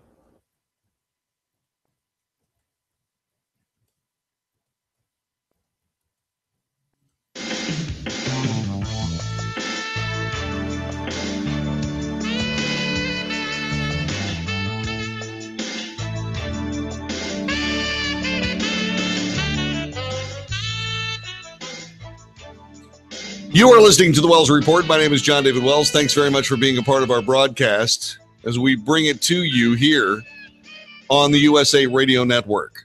Telephone number again is 844. Put this over here. Yeah. 844-927-6691. There we go. I'm sorry. I'm having a little bit of a technical difficulty with my computers here at our Dallas studios. They're playing with me just a touch. So our telephone number again, 844-927-6691. 844-927-6691. Let me get that written in here. Okay, good. I don't know what's happening to the Air Force. I really don't. There are various factions in the Air Force that are trying to do some very strange things with it. There is a group of highly placed atheists in the Air Force that are trying to kill any kind of religious understanding or any kind of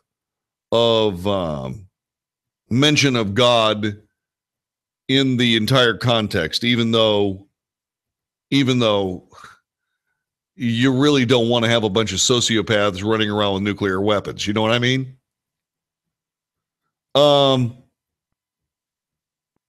There are also some people that are beyond, and these atheists are very much interested in trying to damage the careers of anybody who has traditional viewpoints about how life should be, especially from a religious standpoint. Colonel Leland Bohannon is an experienced combat pilot. He has been suspended from his command. Orders were handed down recommending that he not be promoted after he refused to publicly affirm the same-sex spouse of a retiring subordinate. We've been watching this story. A group of prominent U.S. senators is coming to the defense of this highly decorated Air Force colonel. He was slated to become a brigadier general, a one-star general. But what ended up happening is that because he decided that what he would do is allow someone else to write a letter of recommendation for a retiring NCO that worked for him, that was also married to a same-sex spouse. These people started pushing this colonel around to the point where they actually got orders to destroy his career, cut, and they're pending at this particular moment. Now, there's a group of prominent U.S. senators that are unhappy about this.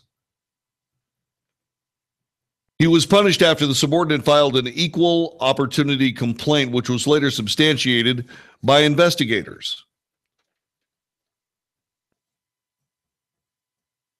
First Liberty Institute, one of the nation's prominent religious liberty law firms, is representing the distinguished military officer. The military is no longer a place of diversity and inclusion if you are a person who holds to a traditional belief in marriage. 8 Republican U.S. senators, including Senators Roy Blunt of Missouri, James Inhofe of Oklahoma, John Kennedy of Louisiana, James Lankford of Oklahoma, Mike Lee of Utah, Marco Rubio of Florida, Roger Wicker of Mississippi, Ted Cruz of Texas, all wrote a letter to the Air Force Secretary Heather Wilson, urging her to intervene and save the colonel's career.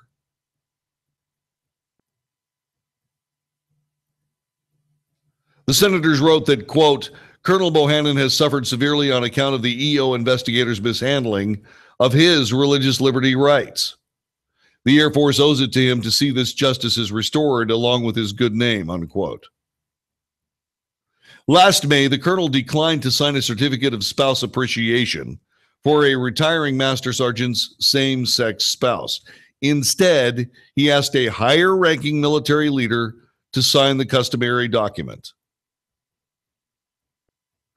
Colonel Bohannon received or recognized the moral and legal dilemma that this situation presented, and to his credit, sought to carve out a solution that would affirm the contribution made by the retiring officer's same-sex partner, while at the same time allowing the colonel to abide by his religious convictions.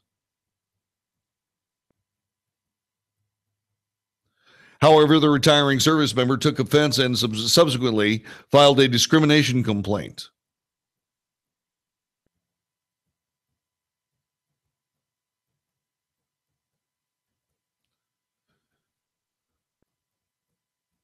Had this accommodation been granted, Colonel Bohannon would nonetheless be guilty of unlawful discrimination.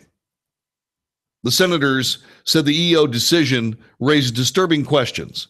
The Air Force's refusal to accept this compromise and its refusal to grant an accommodation, when doing so would cause no discernible harm, raises the question as to which circumstances, if any, would move the U.S. Air Force to defend the free exercise rights of its soldiers.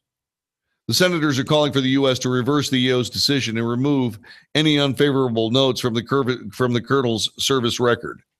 What this means is this: which is more important? An Air Force officer who believes in traditional marriage, or an Air Force officer who believes in same-sex marriage?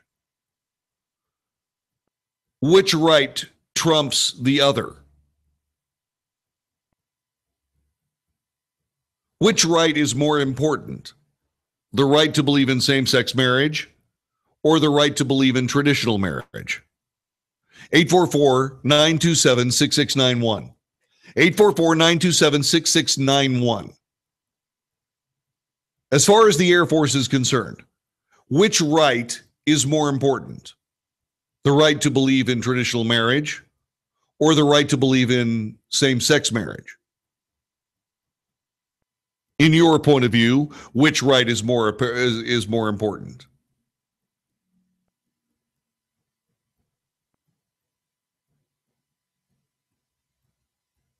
Eight 844-927-6691. You know what? I would say that both rights are equal. That's what I would say. And I would say that a reasonable accommodation should be reasonably met by the service person involved, and it should be called a day.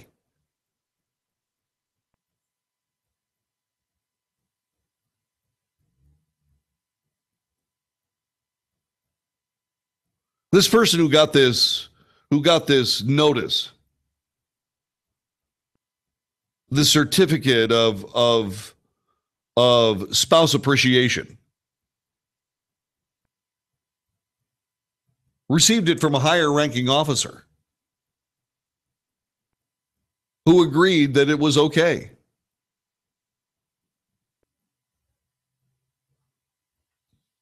But the equal opportunity people jumped all over this. Why? Because they believe that the right to believe in same-sex marriage trumps the right to believe in traditional marriage.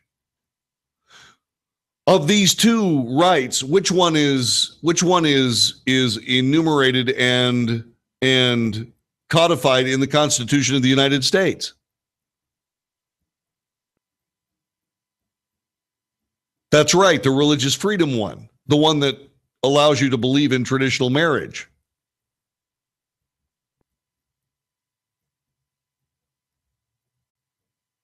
So why would this guy be having so much trouble? Why would this be anything close to something that represented a problem of equality? How could this possibly be discrimination? You agree to disagree. The accommodation is that a higher ranking officer, someone further up the chain of command, signs the spousal certificate of appreciation.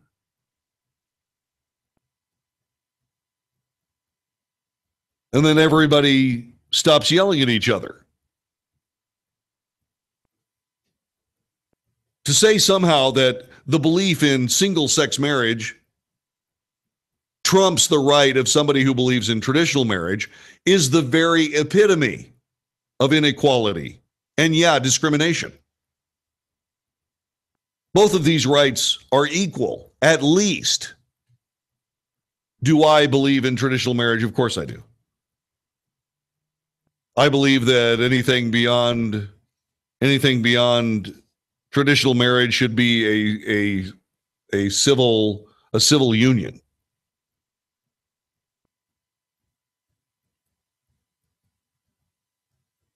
A civil union being done in a courthouse, because that's the way that works. To believe that the government of the United States or any agency of the government of the United States would somehow be able to redefine marriage.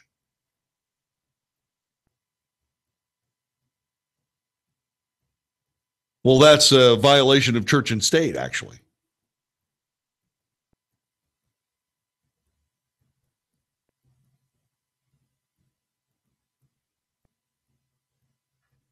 So what you do is this, is both rights are equal.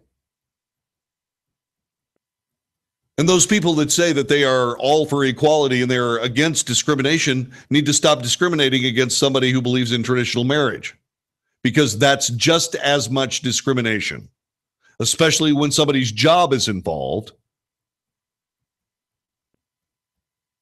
and somebody's future is involved.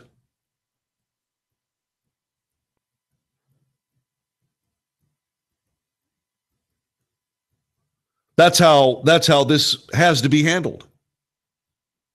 Now, I would say that the colonel probably could have and probably will at some point, if indeed he comes out on the short end of this, which I doubt.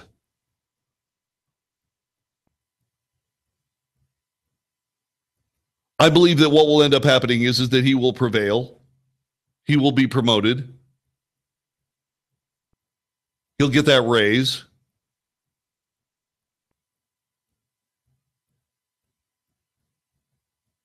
And when indeed he does,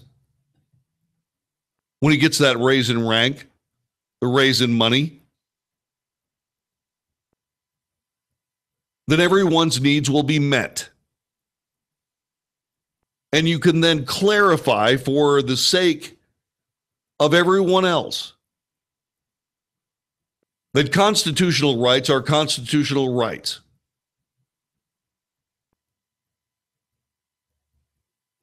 They cannot be leaned against. They are unalienable. These rights are given by God. Not religion, not by church, but by God. There's only a problem when somebody wants to define what marriage is.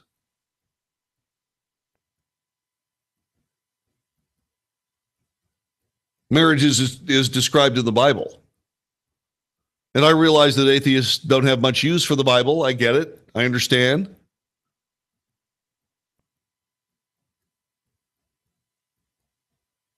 But that's why you have religious freedom too.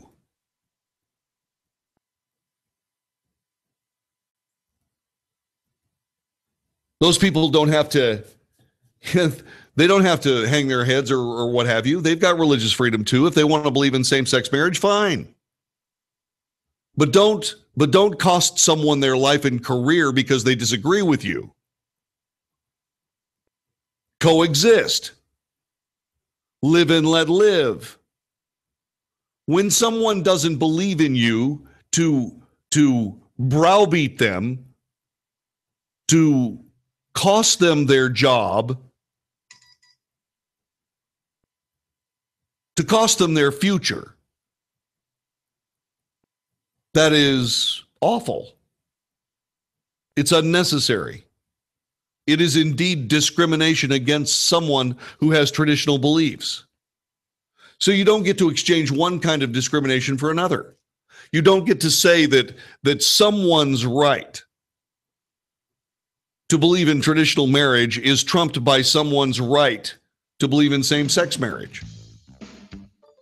You don't get to do that. These laws are co-equal.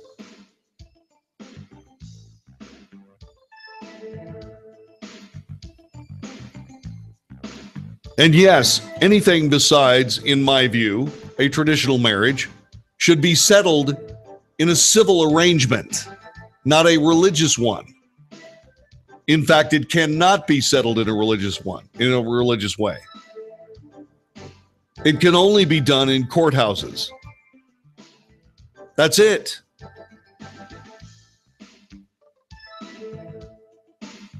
But once again, there can be no discrimination, even though this is exactly what the equal opportunity people are trying to do. Your right to believe in traditional marriage is subservient to single-sex marriage. Completely wrong.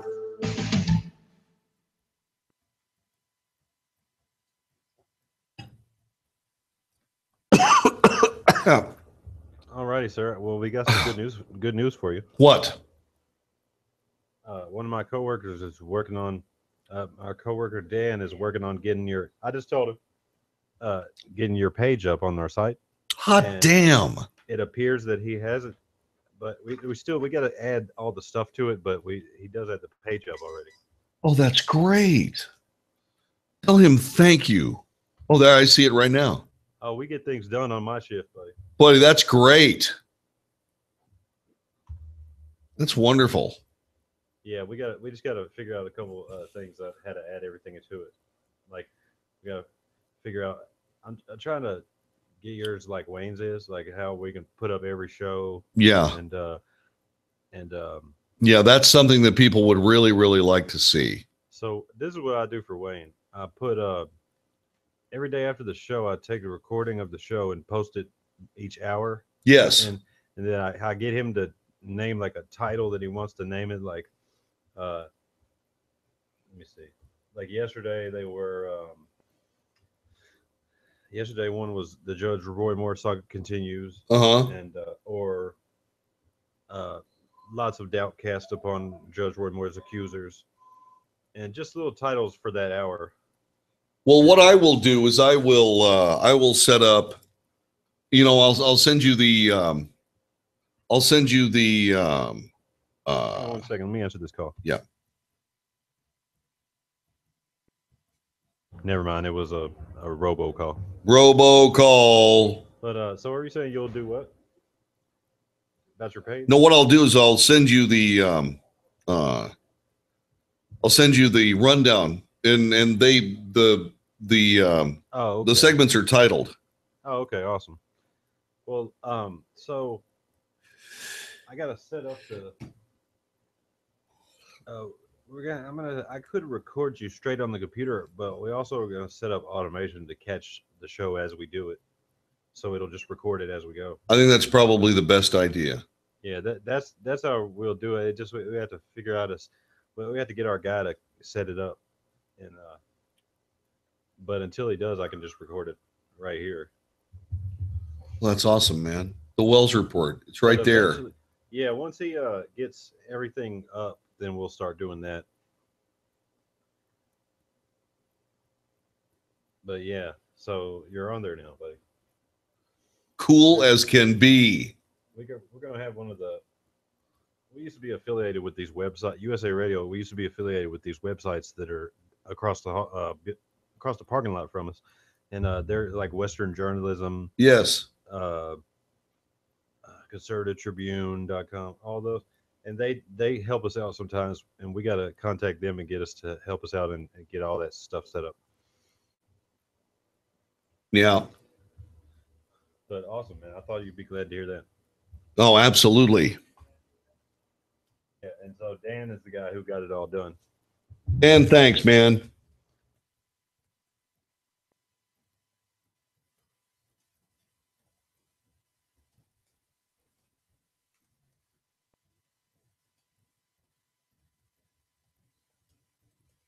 All right, coming back in 10 seconds.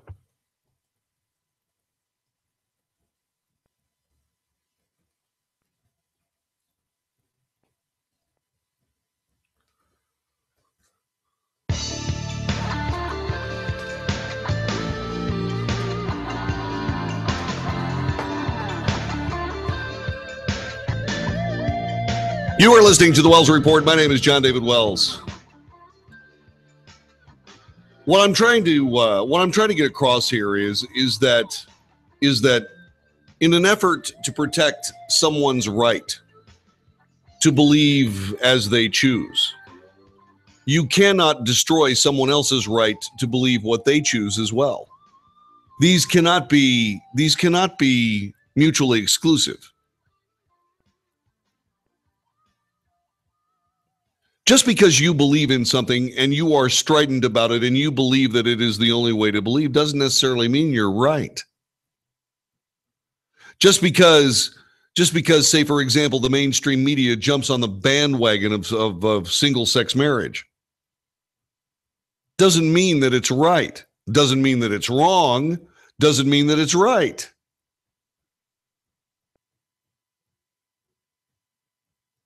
You get to make choices in America. That's what freedom and liberty are all about. And just because you choose something that may be avant-garde doesn't mean that the new avant-garde way of thinking about things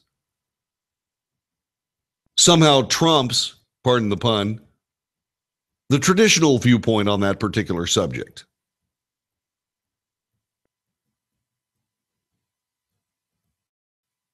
When the Supreme Court decided to, when they settled the case of Obergefell versus Hodges,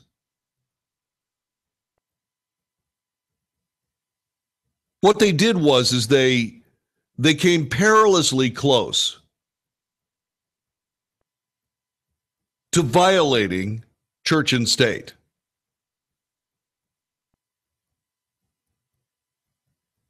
Because what they needed to do was they needed to rule that indeed same-sex marriage is a civil union, not to entangle itself in a religious wedding or a religious marriage.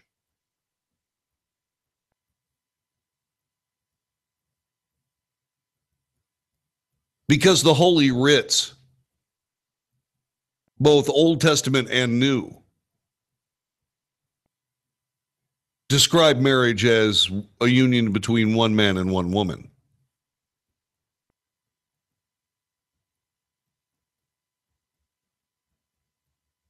That being said, leave those things alone. As Jesus said, render unto Caesar what is Caesar's. Caesar would believe that same-sex marriage is fine. Render unto God what is God's. Render unto Caesar what is Caesar's. Marriage is a holy sacrament. To try to redefine it puts the court in perilously close to redefining the Bible, which it cannot do. Because what that does is that establishes a state religion. And I don't think the Supreme Court in their Obergefell decision made that clear enough. And that's why we're having this argument today.